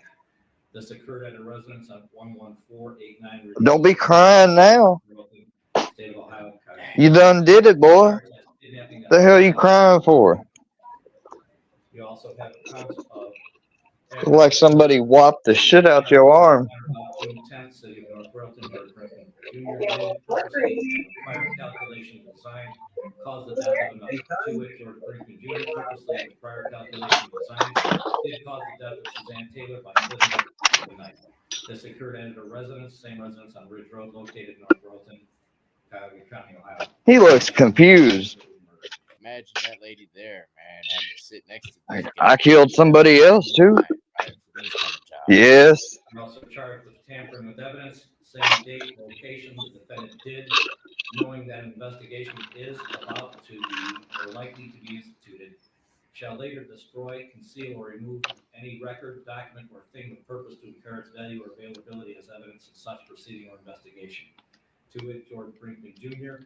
did remove the murder weapon and other items used in the commission of the murder crime at the residence of the victim, Suzanne Taylor. Again, this occurred at her residence on Ridge Road in North Royalton, Ohio. That's tampering with evidence. The lighting here is like in the 74 case, natural sunlight.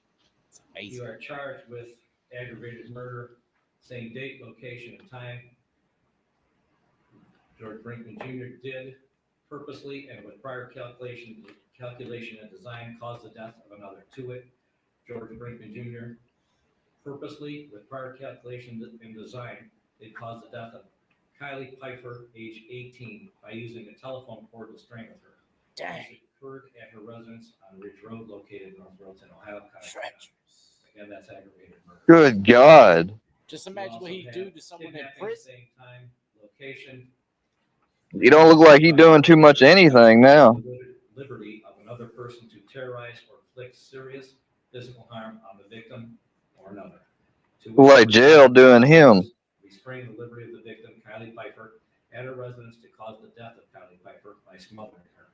This occurred at her residence on Ridge Road, located in North Royalton, Ohio. Monster.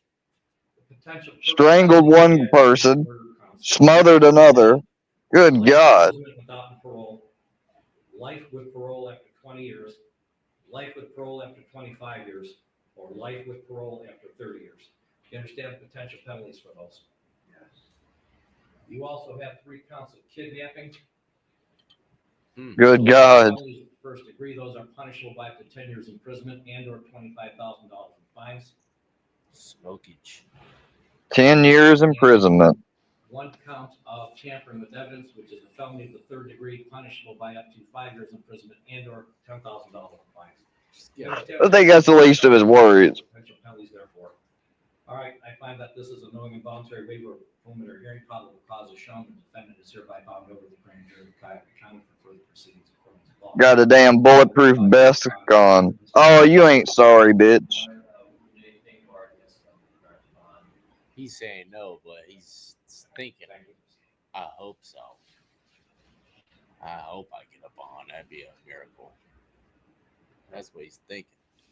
But he's waiting. On each of these cases, on case 17 CRA 2574, the court hereby sets bond at $25 million at 10%.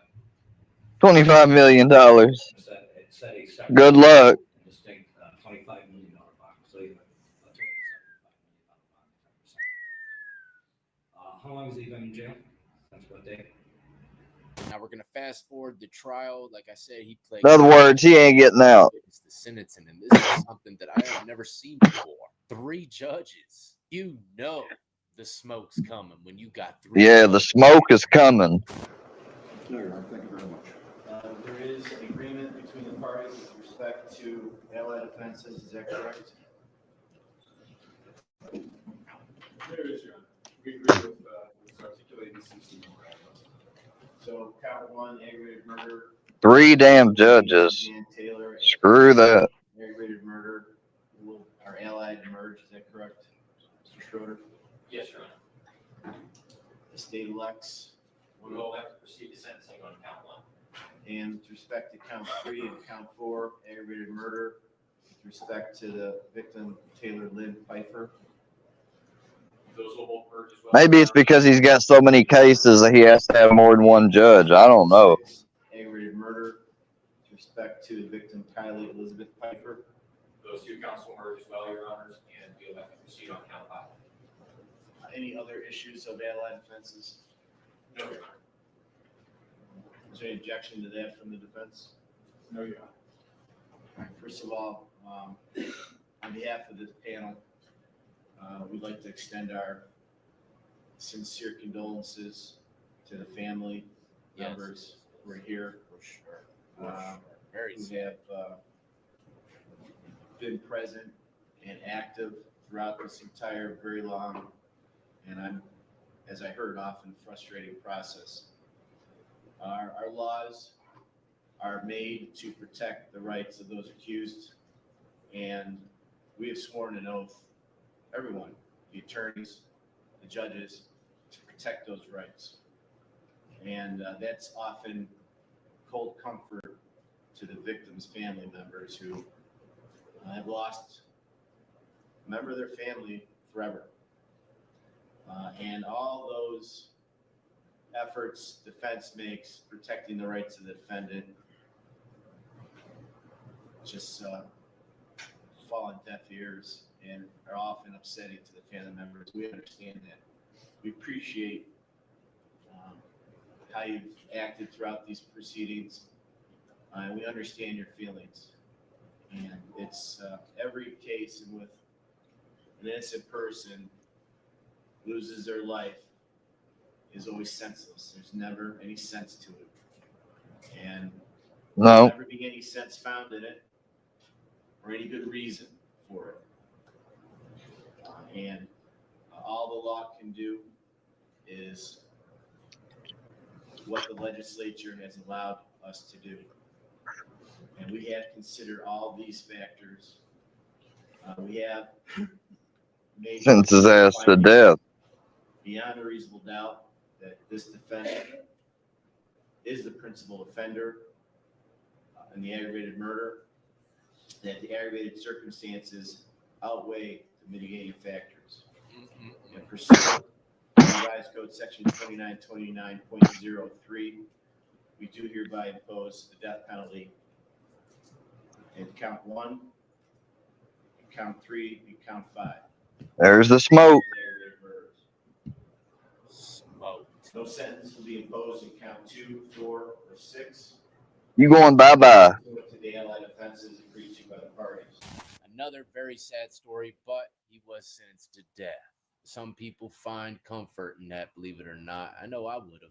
And I'd hope and pray that I live long enough to see that fool die through the glass. And to be honest, with guys like this, when they're in states that don't have the death penalty, man, I get mad. Because I know they'll probably be put in a special block and they'll live there for the next 40, 50 years till they die naturally. I don't think they deserve that amount of time on earth, man. An eye for an eye.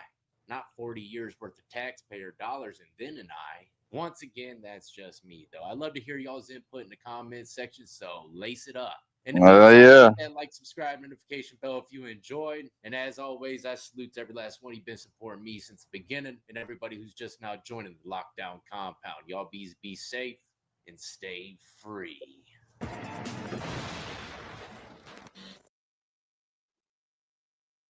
Yeah, make sure to stay Welcome free. back, everybody, to another episode of Lockdown 23 and Again, 1.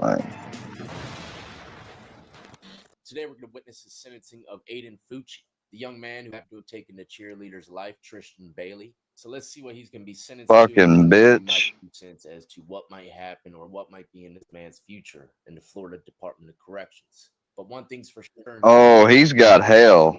Tell someone set him up with this jumper. They gave him an extra medium. The Velcro ain't even strapping all the way. You might not know this, but in prison, jail, they give you a skin-tight suit like that. That's complete disrespect. Might be setting you up for the hunt of the cheeks.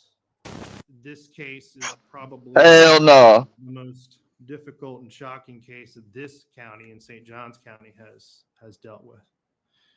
In the 20 years that I have been, or 16 years that I have been practicing law, and the 30 years that I have lived and worked in this all of Northeast Florida, this case is one of only a very small few that had this level and this type of impact on the community.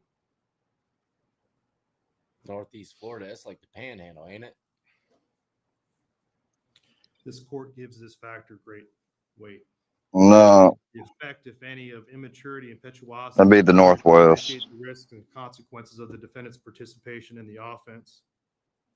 And the effect of the crime, excuse me. He seems very calm and collective. And the nature I know, and right? circumstances of the offense committed. It's like he's not worried about the fact that he's about to be gone, shipped away. Like, he has no chance of ever leaving. Now, a lot of people might see this and say the guy probably has no idea. If he doesn't get the death penalty, then he will live forever in prison till he dies. Till he either gets taken out, dies of natural causes, cancer, or whatever the fuck his future holds. 14 stab wounds, 49 defensive wounds, 35 wounds to the head. 114 freaking stab wounds, man. Hold on, man. I didn't know he did all that. Gotta hear this again. 114 stab wounds, 49 defensive wounds, 35 wounds to the head and neck, 29 to the back. Oh my God. And 6 fatal wounds. 39 wounds to the head and neck. My condolences to that girl's family. I got 4 daughters. I can't even imagine someone doing that to them. This court has reviewed and seen more than its fair share of autopsy photos. She put up a fight. She had a shitload of defensive wounds. She put up a fight. I bet. Poor girl. The 49 defensive wounds indicate that Tristan Bailey She struggled. was conscious, that she was aware, and that she was doing everything she could to fend off this attack. Another thing that a lot of people will learn when they go to prison or just see Fucking monster ass little bitch. get stabbed over 20 times and still be fighting and moving when the adrenaline's pumping. So that causes the person to Somebody stabbing him about 30, 40, 50 times in prison be about what he deserves. keep on stab. But there's other times where people stab someone over 100 You better be careful, because that shit just might happen too. This shit happens all the time. think the person's still alive. When they stab somebody up. Maniac. She suffered a painful. I guess he knows how to fight back in prison. Piece of shit. Her screams were most likely stifled by her own suffocating lungs. Yeah, well, I wish they could have. Place in the woods near his home. I know people are going to say his brain this, his brain that. Man, He led her there. your brain knows the difference by then.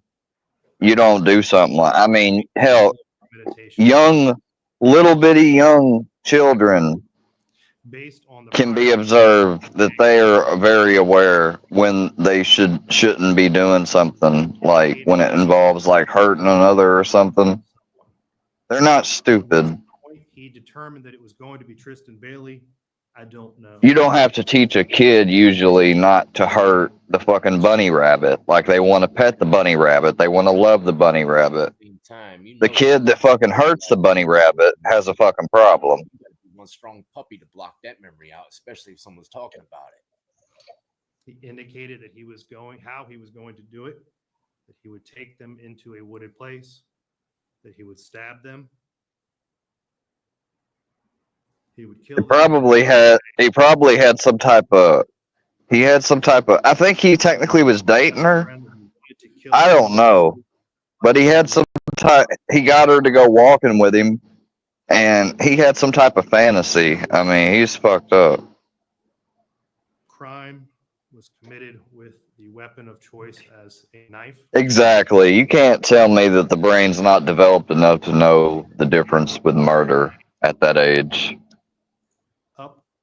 He nicknamed his damn knife Poker, man. You know, I got mad at people before, but I never thought, like, the few times where I may have did think of, like hitting somebody, you know, like, that's as far as I ever thought. Like, I never thought of, like, you know, hurting somebody beyond that, like, unless I got into a fight with them. Like, I didn't ever picture like stabbing anybody, you know. I mean, it's just not normal to me. Accepts that in 2019, of all juvenile arrests, only 7% were violent and only 1% of those were homicides.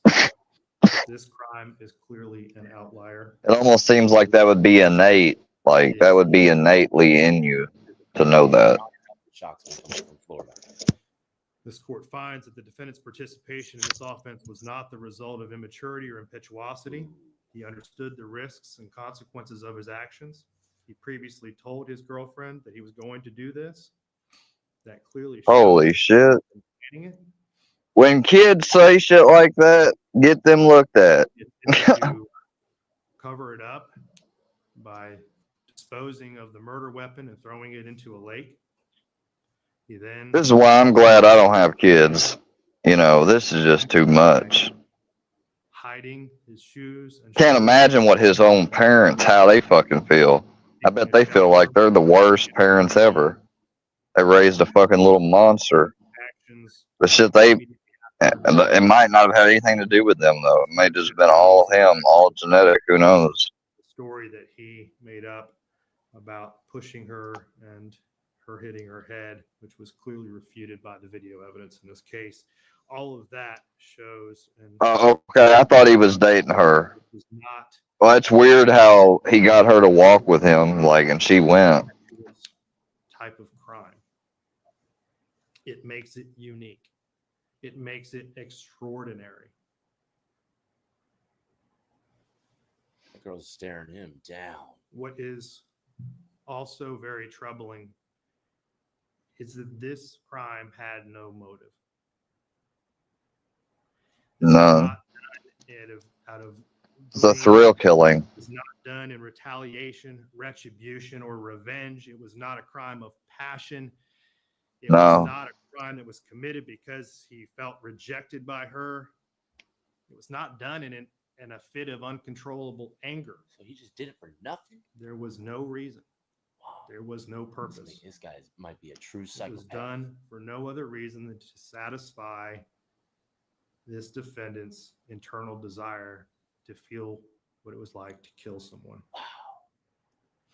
It was committed in a cold, calculated, and premeditated manner without any pretense for moral or legal justification. And it was heinous, atrocious, and cruel. This factor alone makes this case and this defendant more than just unique. Smoke. It is for this reason and all of the reasons previously stated that leads this court to the conclusion that there is only one appropriate sentence in this case. Death. Mr. Fucci, if you and your attorneys would please rise.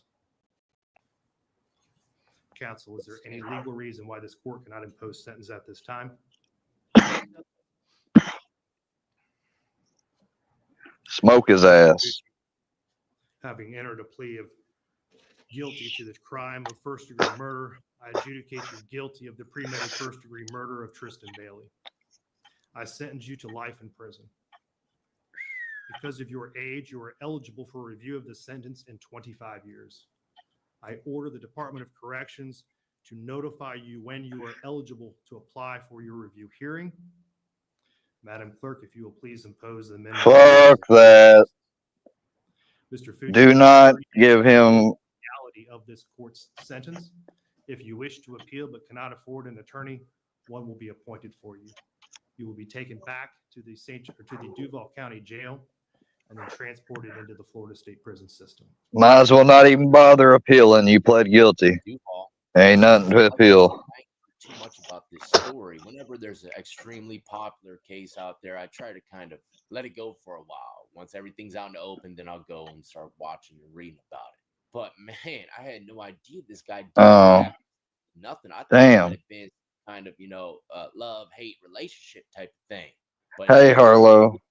absolutely no reason he should never leave prison again. 25 years from now, they say that he'll probably go in front of a parole board. And if I were to guess, they'll probably release him if he has good behavior in prison. It's like that with the majority of juveniles. They like to try to give him a second chance 20, 30 years down the road. But this guy, I don't think deserves one at all. But what's going to happen to this guy in the Florida prison system? See, this is the thing that a lot of people could probably look forward to if they want a little bit of justice. Florida prison, not only if you got dirty charges like this, you could be terrified of the inmates, but also the guards. I've heard many stories, people coming onto the channel breaking down how they're scared of the guards more than the inmates in certain establishments. Yeah.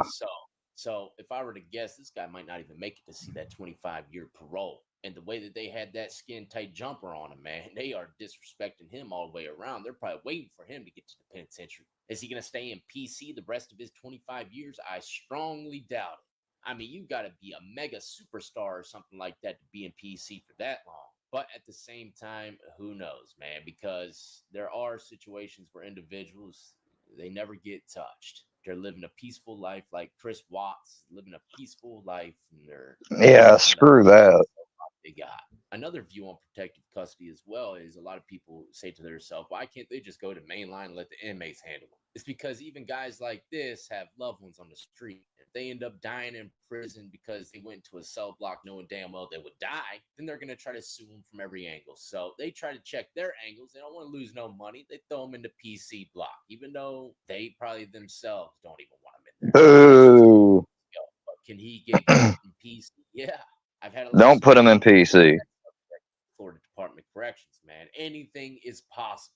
But anyways, hopefully you enjoyed today's episode and really keep a close eye on who your children are hanging out with, man. I know you might want to give them all the freedom in the world, let them do whatever, don't never check their phones or anything like that. But nowadays, you got to worry about every angle, man, because there's psychopaths like this guy out here running around. Anyways, until the next time, ladies and gentlemen, I salute to every last one who's been supporting me since the beginning and everybody who's just now joining the lockdown compound. Y'all be easy, be safe, and stay free. Stay free. Oh, shit. Shot in the back. Lockdown 23 and 1. Today, I got a handful of news stories I'm going to bring to your attention. These are all recent stories, and to be completely honest, the majority of these people are sickos. It's crazy that this stuff happens around us. When I read these stories, it's almost unimaginable. I can't even picture these people doing these things. So prepare yourself. Nationwide News Channel 23 and 1 coming your way. If you enjoyed this type of content and all things lockup and crime related, hit that like, subscribe, notification bell before you leave, and check out my playlist with many more videos for you to start watching today. All right, so first up, we're traveling to Georgia. Police arrested a former elementary school employee after he allegedly licked and tickled the feet of a 7-year-old boy. You ain't gonna believe What the fuck? It says the incident happened on January 14th at Urban Air Adventure Park in Augusta, Georgia. But according to deputies, the boy's guardian said that Rollins came up to the 7-year-old girl while he was in a fenced-in play area. This guy was ballsy. Anytime you see those kids playing around in those little fenced-in park areas, chances are the parents are watching. So this guy, he couldn't have given two shits. The guardians of the child said that Rollins then proceeded to tickle the 7-year-old's feet, asked the minor to take off his socks, and then licked his feet. This guy's a damn. You wouldn't think anything of it if you just looked at him, you know? But God, I hope they fuck him up. That counts. Rollins was unaccompanied while at the adventure park when the alleged crime happened, but deputies claimed that the 26-year-old was with his family, who had left before the incident took place. So maybe they're ready to go, but not him. He's got an objective to make his filthy little desires come to reality. Waited for his family to leave him all alone so he could do this nasty stuff. Man, that's crazy. Now, this is the scary part. Records reviewed that this man, Rollins, was a PE teacher, paraprofessional at Glen Hills Elementary School in Augusta, Georgia, before being arrested. But that's just crazy to think this guy's surrounded by children and this is what he's accused of doing. Who knows what other atrocities he's done to children, man, and they just don't understand or know how to handle the situation. Think that the guy's just being friendly, nice, and happy, but really he's trying to cop feels. Scary world we're living in, ladies and gentlemen. Corey Rawlins of Georgia. If he happens to get locked Sick up, motherfucker. he's being Kafka. Next, traveling Green migrant light. state near the Roanoke, Virginia area. Franklin County man confesses to killing 2 dogs he previously reported stolen.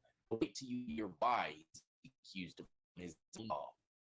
On February, Franklin Sheriff's Office began The an fuck? investigation for 2 stolen dogs. I think I fucked up crimes. Dog ran away from him and were stolen by 2 men who drove off. Later, the 4 dogs, and Kate, were found dead at block Carolina Springs Road. Not gonna lie, but that blew my mind. The dogs were then taken to Virginia American College of Veterinary Medicine at Virginia Tech, and the cause of death determined to be gunshot wounds. I had no idea they'd be picking up dogs at the street and doing autopsies on them in college campuses and stuff. The owner of 50-year-old Terry Eugene was arrested and charged on Thursday in connection to the incident. He's been charged with 2 counts of felony. Piece of shit. Oh, wanna be Tommy Pizza? For improper disposal of a companion animal. On Friday afternoon, ABC 13 obtained warrants in the case which revealed that Michael confessed to law enforcement to shooting the dogs. The warrants also revealed it is believed that both dogs were shared with spouses and were killed because of marital issues. Colby was like a big What teddy bear. the He fuck? he didn't even know what danger was. He just loved to eat and play. And I think Caleb was the same way. They were just 2 really sweet brothers. So it's been hard. Man, oh man. I don't know what y'all are getting from that, but me personally, sounds to me like they got to some kind of heated argument. He knew he can't do nothing to her except kill the dogs that she loves so much. It's the only thing that he could think of that will hurt her. Probably went out there, did it in a rage, and then after he did it, said, you know what, man, this probably wasn't the best idea. Let's go ahead and blame it on 2 guys in a pickup truck. Went about the next day with his old lady like nothing even happened. I can almost guarantee, I'm a gambler. I'd bet all my chips that's probably exactly how it went down. But this ain't the first time I've heard a story like this, man. Significant others, damaging the other Holy person's shit. property or even taking the life Hi, alien. purely out of rage for their spouse. Unreal. But he's held with no bond. And man, crimes like this, people look at them like dirty charges. Okay, you don't want to go to jail with stuff like this because chances are there's going to be probably a couple gang members that are pet lovers, and they would never ever think about shooting their own pets in the head just because they're mad at their old lady. Terry, if I were to guess, Hell no. if he's in protective custody. Next up, we're traveling to Irmo, South Carolina. A woman was shot and killed in a grocery store parking lot after an altercation with a stranger on Valentine's Day. Tyler Borys said his wife, 26-year-old Alexandria Borys, was loaded groceries in her car at a Kroger in Irmo, South Carolina, when she got into an argument with a woman she didn't know. After the argument was over, the Oh, stranger was shit. later identified by Irmo police as 23-year-old Christina Harrison. She allegedly pulled out a gun and shot Borys in the back. The couple's children, a 2-year-old and an infant, were in the car when she was shot. Can you imagine the husband in the passenger seat or whatever seeing her get into this little bit of an altercation? I've seen my wife get into altercations plenty of times, with other females. Whoa. Crap. Oh, I just crap. they're gonna handle the situation, verbally and then walk away angrily. And it looks like that's what's happening with this situation. But you never in a million years expect the girl to come back with a pistol and gun your wife down. I mean, anything is possible nowadays. I mean, I was really thinking about, what could the girl have said for her, to pull out a gun and shoot her? It had to have been something pretty damn treacherous, if you were to ask me. Unfortunately, to some people, when you harm their pride by the words that you say, they'll take your life for it. So watch what the hell you say to people you don't know. The police department said that the incident took place at 4 p.m., broad daylight on Valentine's Day. Man, I bet Good God. in that Kroger lot. After talking with witnesses and viewing surveillance video, investigators learned the two women did not know each other and were involved in a verbal altercation before the shooting. It's unclear what led up to the argument or what the two women were arguing about. Unfortunately, this is a situation where tempers flared and someone let anger get the best of them. One rash decision has impacted the lives of two families and countless others who witnessed this tragic event. Senseless is the only word I can think of to describe what happened today. Man, those are the worst ones, ain't it? The senseless crimes that could have completely been avoided. If you got an issue with someone nowadays, I'm telling you, just keep that shit bottled inside. Go home and release it on Bobby.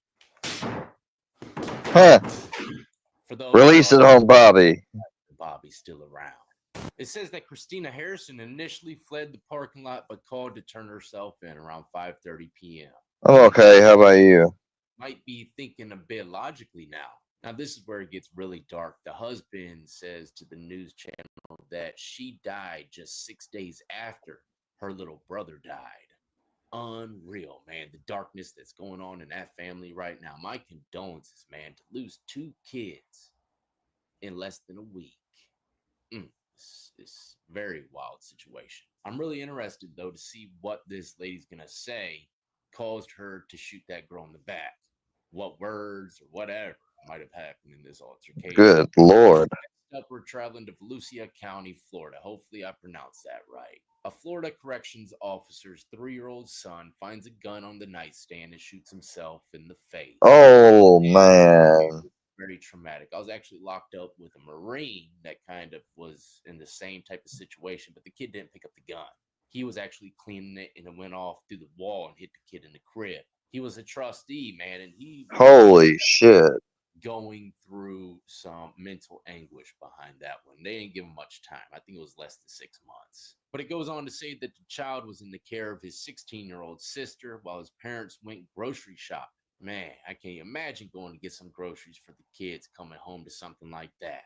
An 8-year-old brother was also at the home at the time of the incident. The boy's father, a Florida State Corrections officer, told investigators he normally keeps his firearms in a safe in the bedroom, but it wasn't locking properly. A second gun was also found above the refrigerator, and that is not a good place to be storing your gun. I remember when I was a kid, I always used to climb on top of that fridge and see what's up there. Nothing but dust bunnies and moon pies that nobody's going to eat. I can't even imagine seeing a Glock up there chilling. Man, I would have definitely taken that to the woods near my neighborhood. Everything bad I found in my house, I yanked it and took it to the woods with the homies. Playboys, ciggies, lighters. I was a bad kid, man. My brothers, I had 2 older brothers, so they had a lot of stuff in their rooms. The case will be submitted to the state's attorney's office to decide if any charges will be filed. I cannot imagine there's anything in the law books that can punish that family more than what happened last night. And that's usually what it comes down to in the courtroom, man. If it Well, they could try to charge him with unlawful use of a weapon situations like or negligence. Judging you. Typically with grand larcenies and stuff like that, he's probably flipping through paperwork. He already knows what he's going to sentence you to. But if you come into courtroom for a heinous crime like this, very accidental though, he's going to be looking at your personality, see if you're truly remorseful. And sometimes, if they're really, really remorseful and they just, the prosecutors and everyone is like, man, yeah, these people are seriously going through it. And they won't even press charges, especially in a state like Florida where They don't have to. It's completely up to the prosecutor. Gun laws are so. At the end of the day, 9 out of 10 times it is. I'm sure he has every right to have them firearms in the house. I doubt anybody will be charged for the death of this child. I would love to hear y'all's opinion, though. Do you think that someone should be held accountable in some way for this situation? Jail. A lot of people say, yeah. What do you think is a reasonable course of action for I a mean, family that lost a loved one and they're completely distraught? he should have technically had it stored and locked up. I mean, he had it in a place where they were able to access it. That's the tragic part of it. With many crazy events nowadays. Technically is his fault. Ladies and gentlemen. I mean, you can't blame the child. Later on this week. Just remember, nowadays anything's possible. And So if anybody's at fault, it's the parent. But stay tuned. You know the content gravy train never stops. In the meantime, I salute every last one who's been supporting me since the beginning, and everybody who's just now joining the lockdown compound. Y'all be safe and Stay free. That's crazy as hell. I have somebody who's gonna shoot one. To another eye-opening experience on Lockdown 23 and 1. Today is not going to be too long of an episode, but we got to bring awareness to another situation that's been taking place in Alabama. Anthony Mitchell, 33 years old, happened to have froze to death while being held in Walker County Jail, Jasper. How does Good Lord. Jail? Well, we're going to break this down a bit and exactly how the doctors came to this conclusion. If you enjoy these type of stories, do not forget to hit the like, subscribe, notification bell before you How the leave. hell somebody freeze to death at jail? Start watching today. All right, so before we get started, I think it's important for y'all to know, even though the majority of you already do, I've been to prison 2 times, so I know kind of a bit of the structure of things and possibly how someone could freeze to death. Also, I've been bringing awareness about the Alabama prison system for a very long time. Really? Because Alabama's usually notorious for being hot as hell with no air conditioning, and now you're gonna tell me somebody froze to death there? Dangerous compared to the prison I was in, and from then on it was a rabbit hole. They must get shit winter. Every prison system, hearing 2 cents from people all across the country. In Alabama, I must say, is probably one of the worst places to be locked up in the States. Anyways, let's jump into the story. It all begins with the Yeah, no shit. That in Louisiana. Mitchell, 33, was arrested in January for allegedly firing a gun during a welfare And Mississippi. family because of his mental health. This is him healthy, but this is him about 100 pounds less addicted to drugs. He was Holy shit. County Jail in Jasper, Alabama, where he was driven to a medical facility. Records cited in the lawsuit suggest he died of hypothermia on January 26. This is one of the Yeah, that's what I'm saying. How the fuck you freeze down in Alabama? I don't know, man. What about the guy getting boiled alive in the shower in Florida? Or how about all those lifers that got 3 What the fuck? to throw a short timer in the cell with them? Don't let me start going down the list because there's a long one. The lawsuit includes a video clip of the incident, which the lawyers say came from a corrections officer who recorded surveillance footage from the jail on a mobile phone. She pretty much is doing the exact same thing that 60 Days In does. They put inmates in there undercover to expose the dirt that's going on in the system. Exactly what she did, except she's not undercover, she's really working. If anything, she should have been praised by the sheriff and other employees, but for exposing the filth going on, they decide to fire her. Unfreaking believable. Damn. The fact that they just love hiding things and they can't stand people that show what they're hiding. I can only imagine the other dirt and filth that went on in these establishments that people, you know, they just don't know how to handle these situations. They don't know how to get a lawyer. They don't know how to push the book. The video appears to show Mr. Mitchell's limp and unconscious body being carried to a police vehicle, despite the sheriff's office previously saying he was alert and conscious when he left the facility and arrived at the hospital. If that's the case, then why did the doctors take a temperature and he was what, a cool 74 degrees? Excuse me, according to records, Damn. it was 72 degrees upon arrival. A physician tried to resuscitate him for 3 hours and pronounced him dead. That's a long time to try to resuscitate someone. I'm not a Good Lord. You know, I'm just guessing. The doctors went on to say, I'm not sure what circumstances the patient was held in while incarcerated, but it's difficult to understand a rectal temperature of 72 degrees. Sounds like he was held in the damn freezer. Modern heat and AC. I don't know if he could have been exposed to a cold environment. I do believe that the hypothermia was the ultimate cause of death.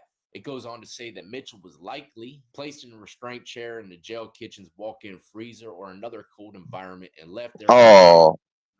What the fuck? The walk-in freezer. According to the lawsuit. Now, this is where a lot of people are probably asking questions. If she recorded all these situations, and I've seen the video footage, there's a lot of different angles and rooms that she was recording this from. But there's no video footage that I've seen of her recording surveillance video from the kitchen area. I've told you many stories about how there's blind spots all over the kitchen, and the freezer is definitely one of them. But like the article's saying, there's only really a couple places in prison or jail that it could get that cold, right? Since it is 2023 and every jail across the country has heat and AC in it. As far as I know when you go to prison, you might be lacking some of those things sometimes, but in jail, you got them. But there are places that get absolutely freezing. Okay, I've been into booking before where I was so cold and shivering. All I had was some shorts on. It was summertime, but I got locked up with some shorts and something else. I can't remember, but they took it. No, I didn't have no shirt. I was so cold, y'all, that I had to wrap myself up with the toilet paper that was in there. It wasn't doing nothing. I was trying to get Yeah. wrapped up in toilet paper. It was so cold. By the time they pulled me out that damn thing, I was so thankful. I literally thought I was going to die. My fingertips were like little ice cubes. It really is cold in there. These holding tanks is an ice box, and if they're left in there for too long, they could easily die of hypothermia. And from what the article says, they put them in a dry cell that wasn't even meant to house inmates. All it had was a damn drain in it. So who knows? That could be a punishment cell, where they have complete control of the AC and heat to it. So it might not have been a freezer. It could have just been a holding tank. But at the same time, the lady was recording the footage from that holding tank. It showed guards walking back and forth, laughing and smiling at this guy's situation. So that probably leads people to think that it happened somewhere else inside the jail. Only other thing that I could think of in jail for a person to freeze to death is he was either held outside in some kind of rec yard within the jail that's fenced in. Maybe it was cold that night, or the jail freezer. I mean, there's really nowhere else in jail where you could freeze to death. Medical personnel and officers failed to summon an ambulance or get Mitchell medical treatment for 5 hours. The family says jail Damn. medical treatment and tried to cover up his abuse. How could they cover it up?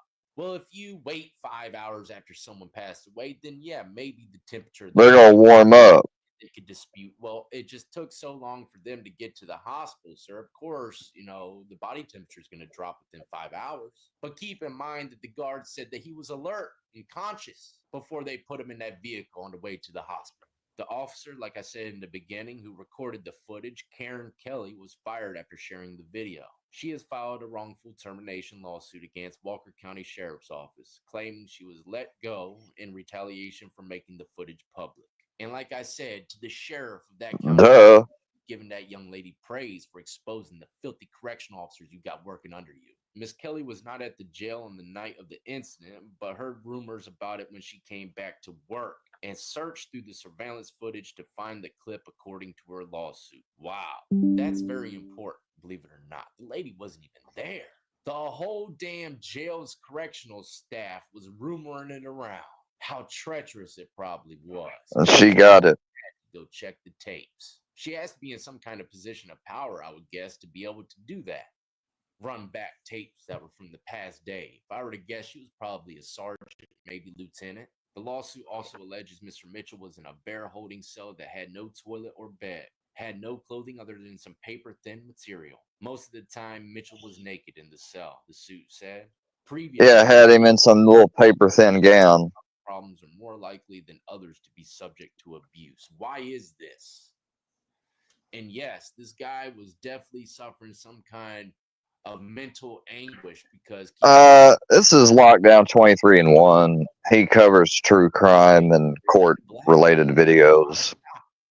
This guy was losing it. He lost, I believe 100 pounds from a meth addiction. I mean, look at the guy. He definitely does not look 33. He was Good Lord. in the right state of mind, maybe permanently damaged. A lot of people speak about that as well. When you're addicted to a drug like meth, it really burns your brain up. Inmates suffering mental health problems are more likely than others to be subject to abuse. Look, I've been around a lot of psychopaths in prison, crazy maniacs where I said, man, this guy needs to be in a 4-point restraint in a padded cell. Why the hell is he in this cell block, let alone the jail, period? These guys come into the block, they're all Oh, shit. They'll talk crap to anybody, not giving two flying fucks because they're mentally deranged, man, and they end up getting stomped and jumped out. These guys don't care in the cell blocks if you got mental issues. They don't know nothing about that. They just know that you're running your freaking mouth, talking sideways. Guards might know, but they don't care. I mean, one time they sit a guy in there into the cell block. I told this story a few times, man. Was it Tourette's? Where he would come in and just start cursing at people, saying the most ludicrous things. But, one day he said something about a guy's mom. He didn't even know the guy. Just started randomly talking out of nowhere, saying crazy stuff, man. Ended up getting beat underneath the damn TV bench, So I've seen my share of people that I personally think should not be in jail to begin with. They should be in a psych ward. I've also seen these same crazy individuals treat correctional officers like crap, and guess what happens? The correctional officers, just like the inmates, they don't care he's got mental issues. They just care that they're getting their feelings hurt by the words that this guy's saying. Not to mention he keeps kicking and frailing everywhere and not going with the program. It's because he's crazy, man. But some people, they don't care. They just get mad and start abusing them. Sad, sad situation. I pray that this family gets the justice they deserve. But that is all the article has to say on this situation. I'm going to keep a close eye on this case and give you an update as soon as I know anything. Someone has to be held accountable, but for some reason, I'm feeling like nobody's going to be. I don't know. I'm just getting that kind of vibe. Probably not. It's usually how it goes. What's up, everybody, and welcome back to another episode of Lockdown. It's going to be the last one. Today, ladies and gentlemen, we're going to be jumping back into a regular routine of things. For the last couple of days, it's been kind of slow jumping through the history books of the state penitentiary from the 60s, 70s, 80s, 90s, all the way till today. It's crazy to see how much has changed, but not really changed at all. Anyways, I got a lineup of lockup-related clips coming y'all's way. If you're new and enjoy, do not forget to hit the like, subscribe, notification bell before you leave, and check out the playlist with many more videos for you to start watching today. All right, so the first clip's coming from Tampa, Florida. Mr. Lopez here is accused of breaking into a house in 2019 and stealing a TV. After 21 months, he's decided to take a plea, a maximum sentence of 5 years instead of 15. And everything's going good. Judge is about to accept his plea. I would say that's a pretty good deal. Up into smoke rather quickly. Mr. Lopez, how we doing? I'm doing good, sir. You ready to take your plea? Yes, sir. I am ready to take it. I don't want to make this any worse. I'm ready to get it over with and come out and start a new life. Yeah, I got people that love me, so. As part of your plea, if you don't turn yourself in by 5 p.m., your guilty plea is going to stand, but not the plea agreement. Do you understand that? Yes, sir. So he's taking a plea, obviously, from the house still. He's not locked up, probably out on bond. But part of the plea is he has to turn himself in by 5 p.m. tomorrow. If not, the plea goes out the window, but he's still guilty. So they can go above and beyond the 5 years. Yeah, they can go maximum. Right. There's a lot of loved ones out there. He just wants to move on with his life and start anew. Did anybody threaten or coerce you to enter this plea or promise you anything other than what's contained in the plea agreement? No.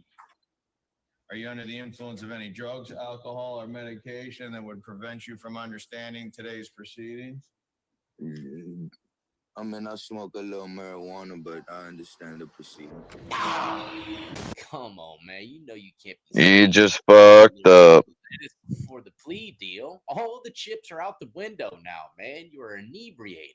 He said it under oath that he just smoked, and technically he's not in the right state of mind. He cannot take that plea deal. Nope. When's the last time you smoked? Maybe like 30 minutes ago. Wonderful. But I mean, I can take the plea. Elevations. I'm in the right state of mind. It's gonna be dead before I take your plea. He said, "I'll be dead before I take your plea, bro." You trying to get me thrown off the bench? Come on now, Lopez. Hell no. Is it possible for you not to smoke 30 minutes before you take a plea? No, I was just nervous that I'm going in, so I was just, smoking. Just wanted to vibe out a bit, Your Honor. This is my last days. But the judge is going to keep calm, ask him a couple more questions, see if he answers them appropriately. I'm about ready to reject your plea and go to trial, just so you know. You can roll the dice with a jury. Damn, Lopez, man. This is not looking good, bro. No. To an appellate court that you smoked marijuana 30 minutes before taking your plea. Bad. Yeah, that's the legal term. Now, even though it seems like this guy's going down a darker path, it seems like luck is on his side. The prosecutor's about to speak, and you can tell that he really don't want to go through with the trial process. He really wants this guy to take the plea deal, get it done and over with. Your Honor, I don't know if you'd be comfortable, but I know that NHTSA states that marijuana can impair driving performance for up to 3 hours. I don't know if that would mean that he'd be okay by this afternoon. If his head would be clear. That's right. Throw him in detox for 3 hours, man. Go on down damn Food Line for 3 hours. Get your last bit of groceries for the family. Oh, I got You're a one. smart man, Right, prosecutor. All right. Let's do it. The judge is gonna let him come back for a second hearing, but there's a catch. All right, I need you to show up for court and not smoke marijuana right before you get on Zoom. You understand? Yes, sir. He ended up taking the plea deal and getting to 5 years with 3 years of probation. Very lucky because he could have went to trial and got 15. Next up, we're traveling to Louisville, Kentucky. I know I probably pronounced that wrong, but that's always how I said it. We got ourselves a bond hearing, and the judge seems to be swamped with cases. He's high risk, so I'm going to raise the bond to $5,000. Yeah, I think 1,000 is reasonable given that these are felony charges. Good luck, sir. I actually have a car that I'm trying to sell on Craigslist. Stop talking. I'm going to give you a public defender. And everything seems to be going nice and smooth like a well-oiled machine until they get to Mr. Michael Ray. Michael Ray, cases 87 and 88. Charged with criminal trespassing, second-degree assault, making terroristic threats, failure to wear a seatbelt. Your Honor, the county's requesting $25,000 full cash fine, all charges. You think that's funny? I think that's hilarious. Bond is $50,000. No bail credit. Danger to community. Now his bond was $25,000. Now it's $50,000. It just got doubled. That's usually the first step when you get outlined in the bond here, and they'll probably increase it a bit. Then next thing you know, you ain't got one at all. You keep it going, and this is definitely what's gonna happen. You bring him in. I'm holding him in contempt. Adding charges. She don't like that one bit. No, I don't think anybody would. Holding him in contempt of court, fresh charges. That could be threatening or all kinds of things, you know, and threatening a judge, man, that could land you years in prison. 30 days to serve on contempt for flipping me off twice. If we bring him back in, he's just going to get another 30 days for doing something else. Let's just keep it moving and close that case. Case number 90, Scott Raymer. Oh, here he comes. And he's back. Sir, Step out the way, buddy. Step out the way. What's the holding again? And so, all right, you can take him back. 100 days to serve. 100 days to serve? Okay. Yeah. Come on. Because of 2 EPOs and the criminal mission case? Judges gave him 100 clip. Man, that's horrible, you know? Definitely ain't gonna get that bond either. Not until he's done doing the 100 days first, probably day for day too. Now, before he leaves, he has a little grand finale. He's probably thinking, I'm already 100 deep, might as well keep it going. What else could she do to me? He's done. Your Honor, I think we need to. Yeah. Can we bring him back? He's got to be charged. Yes. No matter how prideful you are, whatever the case is, man, when you step foot in a courtroom, that judge has the power. If you decide to try to have the power like you do on the streets, you're just going to get smoked from here to kingdom come.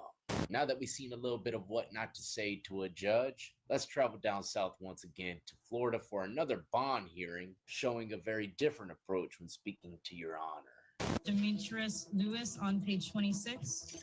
How you doing? All right, I'm good, sir. How are you? That green screen's jumping, ain't it? Demetrius got the possession of an illegal substance and attempted burglary. That sucks, man. To get caught for a burglary that you didn't even commit yet. You were just about to try the jang. It's like Minority Report. But today he's got some other plans, man. He's gonna try to shuck and jive some moves here. Judge, you're so gorgeous, Miss Judge. I just have to tell you, you're gorgeous.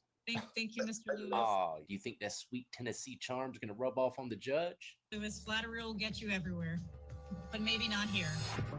Oh. The court finds probable cause on count 1, burglary, occupied dwelling, unarmed. Your Honor, I'm recommending a $7,500 bond, no victim contact, no return.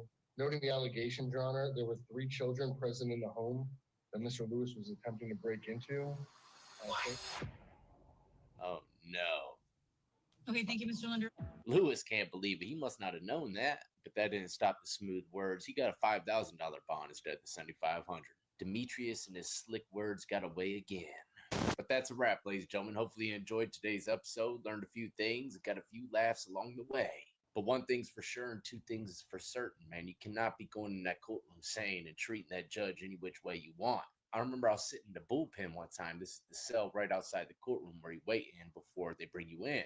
And the guy before me got into it with the judge, and they ended up bringing him back into the bullpen. He was screaming, bailiffs dragging him. And guess who was next to be sentenced for a brandishing a firearm charge? Me. I could tell as soon as I stepped foot in that courtroom that judge was not in a good mood. I was found guilty, and I can't help but to think if the guy would have went in there with a little bit of composure, I might have beat it, or at least got a little bit of probation, no jail time. But it is what it is. Y'all stay tuned. You know the wheels on this content train never stop rolling. Check the links in the description of the video. All my gamers out there, go follow me in the Twitch realm. But in the meantime, I salute every last one who's been supporting me since the beginning, and everybody who's just now joining the lockdown compound. Y'all be easy, be safe, and stay free.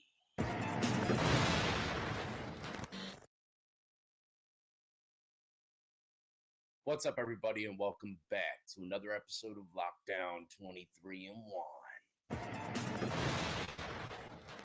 Today, we're going to be jumping around a bit. I got a couple clips to react to. One of someone escaping from a prison bus. Pretty crazy how he managed to get out. But we also got a story that I don't typically do, and it's not a crime, I don't think. And if it isn't, it definitely should be. Stolen valor. This is probably one of the most treacherous clips I've ever seen of it. We got a little bit of Ron Jeremy coming your way. That's right. He was in the courtroom. No, it's not what you think it is. I think it's been about 2 years since he started going to trial for all the stuff that he was accused of, but it seems to have come to an abrupt close. And we'll talk about that when we get there. But if you happen to be new and enjoy this type of content, don't forget to hit the like, subscribe, notification bell before you leave. And of course, check out my playlist with many more videos for you to start watching today. All right, the first comment on this story is he's a runner, he's a track star. What kind of clip could we possibly be showing that goes with that comment? If you picked inmate escaping a prison transport bus, you are correct. Homeboy somehow manages to kick out the metal mesh on the window and the window itself. When Chappelle was being transported from the North Jail to the downtown Central Jail facility, when he kicked the passenger side window and broke the barricade. You see it. Oh.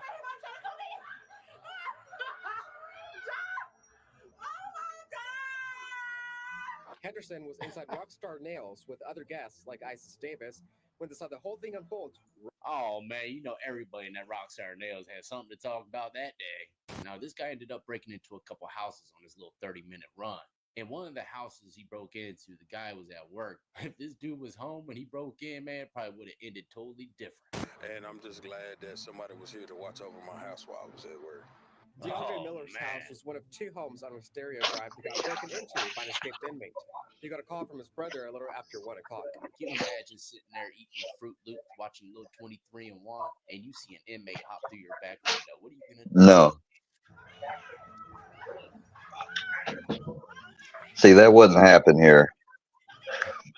You know why? Because somebody would, they would use a shotgun on that ass. Look,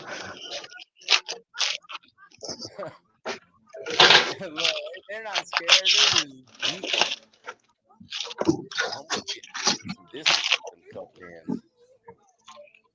Oh, there's a correction. He ain't jumping that. Radio in dispatch. Hey, but look, how far do you think you're really gonna get in an orange jumper and no shoes? Looks like you kicked off the slide. You gotta do that when you're running. You can't run in those flips. Look, save more. No, you're not going to get that far. Not unless you have help. If you're gonna make a prison escape, you gotta have someone else ready waiting with a car, clothes, and a Big Mac. You gotta eat that Big Mac. At least eat that Big Mac before they catch you. Remember that one guy that escaped? I showed a video of. Girl helped him when the first place lingerie store. He needed to relieve some stress before he got to running. Now, the last and most confusing thing about this story is That's crazy. Last week for a criminal mischief charge. I mean, that's like a month tops, a funky, dusty little misdemeanor. Now he's facing up to what? I think 5 years for an escape charge. Not to mention his level. That's not smart at all. I think that a lot of evidence look for detail, trustee, stuff like that. It's all going out the window because you can't do it. An escape charge on your record that public haunts you any and every time you get incarcerated. Now, the next clip is definitely going to be hard to watch for a lot of military. Homeboy gets ran up on for stolen valor, and he don't care one bit. He just wants to eat his Waffle House. I'll tell you somebody else that's done stolen valor and didn't get charged. That's Jeremy DeWitt, but he got charged on that other stuff and sentenced finally. So he's in jail for prison for a good old minute. After watching this clip, He's a sex offender anyway. What's up, Chris? I don't know if you got military out here. Their boots are definitely very light tan. Yeah, wow, exactly. Thank you, Miss Alien. I knew when I came in, I knew something was off by the uniform. You know what I'm saying? I knew something was off by the uniform. I knew something was off by the uniform.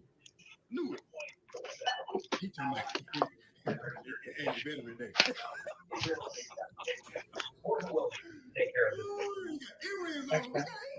Oh, 20. Full beard. Oh man, he's taking him out. Oh shit. I already called the pussy, man. For me to be observed, man, I feel real bad, bro. Bro, can you chill, bro? I feel real bad. Bro, can you chill, though? You must know last I was in the Marine.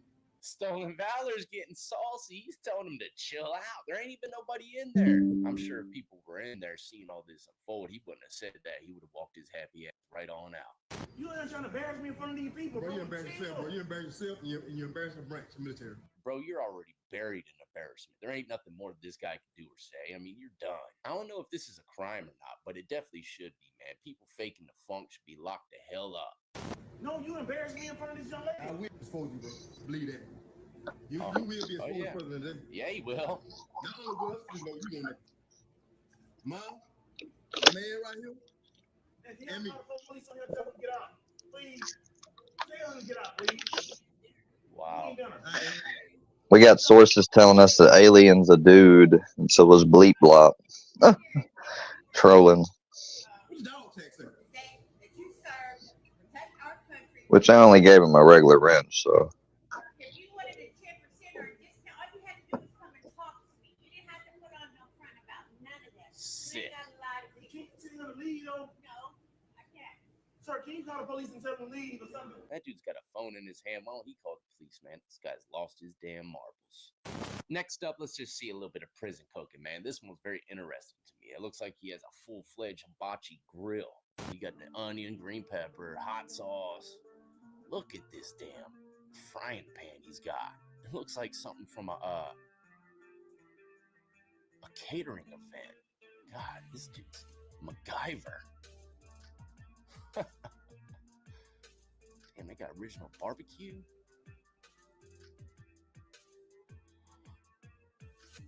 That's crazy. Some people be actually cooking better, eating better in damn lockup. Burritos. Oh, man. This old hibachi ass motherfucker. Huh. Unreal. Next up, we have Ron Jeremy, the once king of the porn star industry. The 69-year-old, I don't know why they had to indict him when he was 69, but his legal name, Ron Jeremy Hyatt, was indicted. Oh, y'all, we got Ron Jeremy, y'all. No real woman, y'all, likes my content, y'all.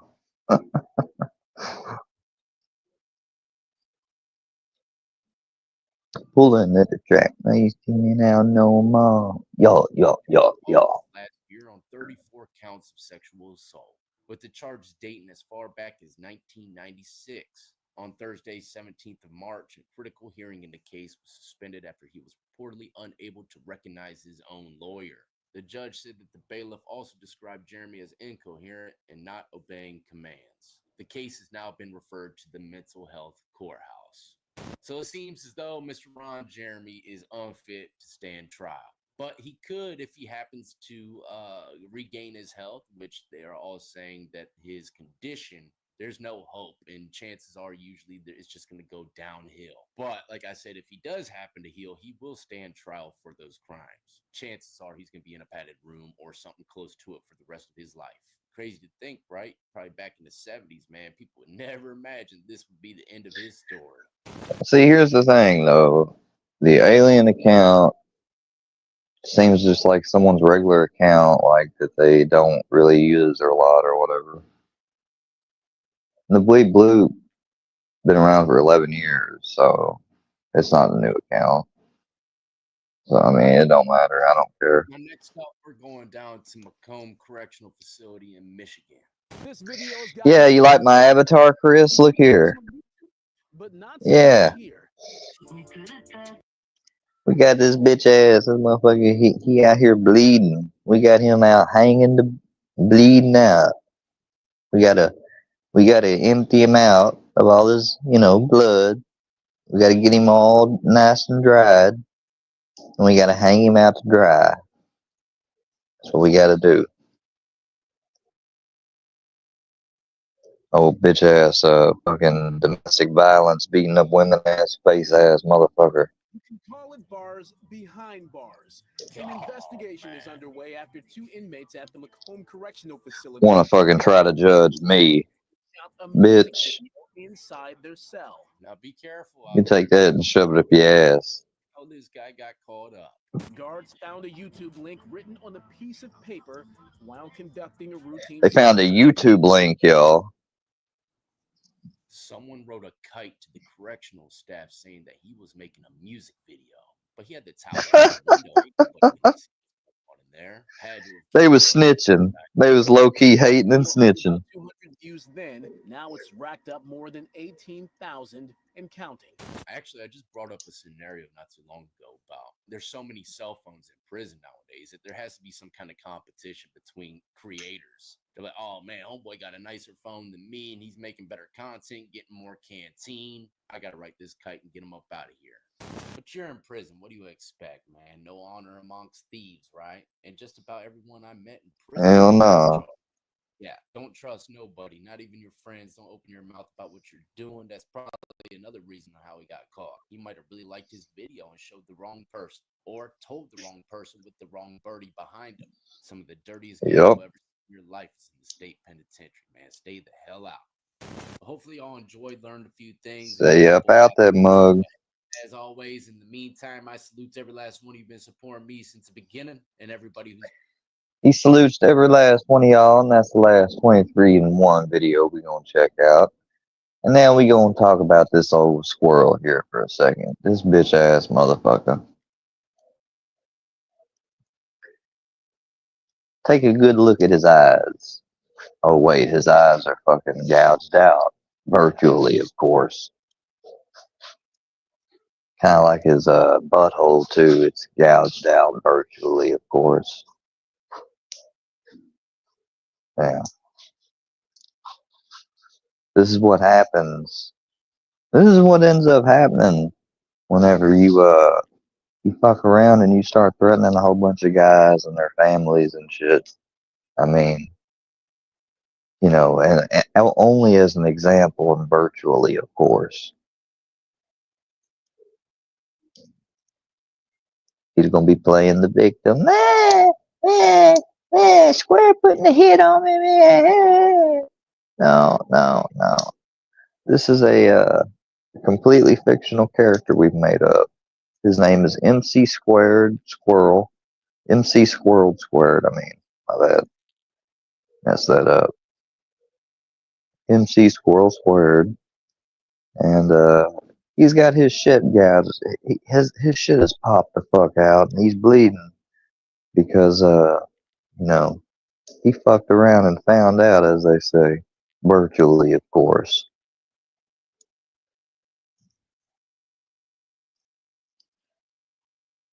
He tried to run up on somebody. He thought he was going to try to, grab somebody's dog or some shit. Yeah. He got 2 brand new expanded eye holes.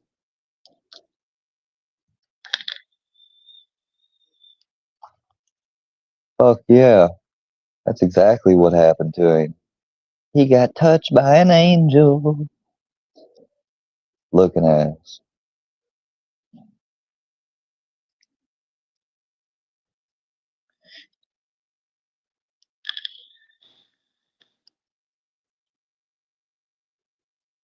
Yeah. Here's another photo of him. This was before that this is before they turned black. This is his teardrops. This is his blood teardrops. Oh bitch ass motherfucker.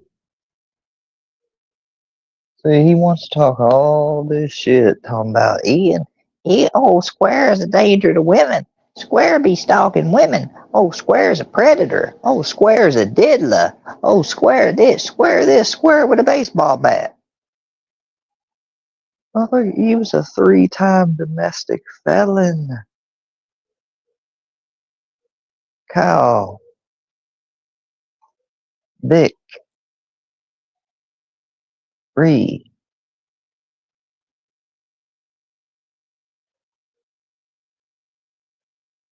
He's a 3-time domestic felon with 2 different EPOs that we know of. And you want to talk about me with my 1 EPO from Canny because she was wanting me to be able to be silent so I couldn't talk about her and expose her? That's what you want to try to compare it like you're better than me?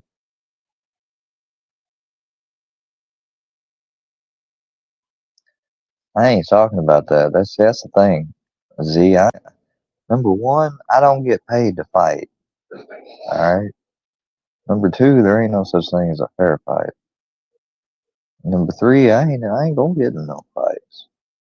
Somebody runs up on me and is a threat to me, they're gonna be taken out.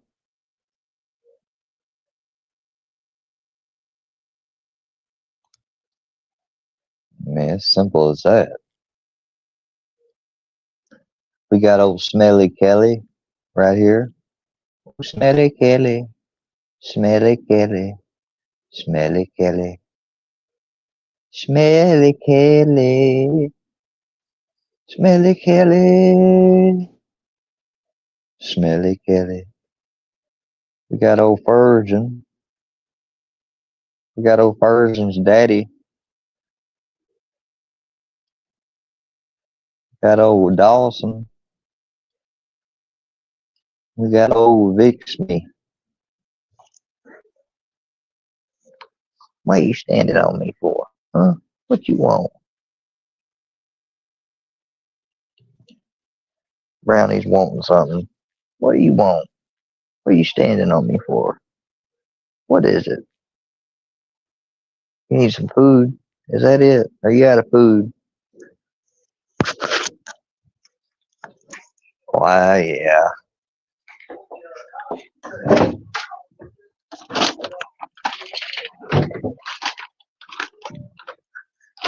Here you go. Calm down.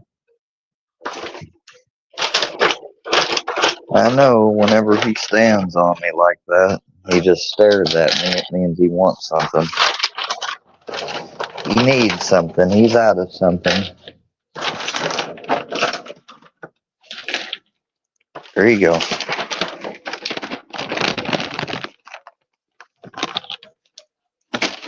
Well, you're welcome. Now he's just looking at me like, you could give me something else extra. You give me some chicken. Give me a piece of chicken. Yeah.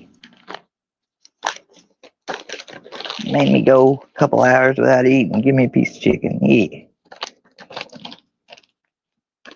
He takes a piece of chicken and he runs off with it. You like mine.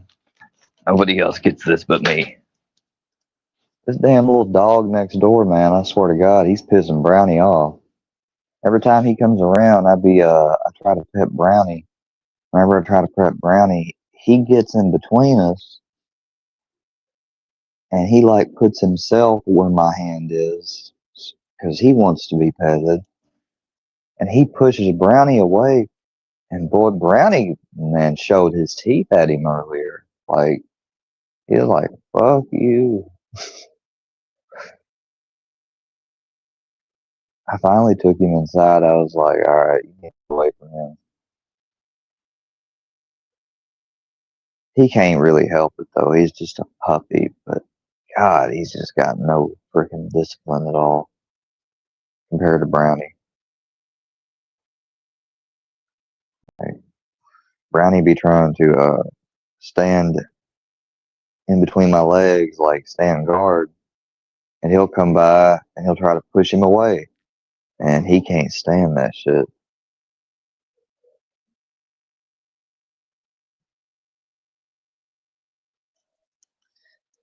That video would make a lot of views. Yeah, I bet it would. But that's the thing. There ain't never gonna be a video like that. There might be a video, but it ain't gonna be that kind of video. It's gonna be a video of him being told to step back, stop running. And if he don't stop, shit.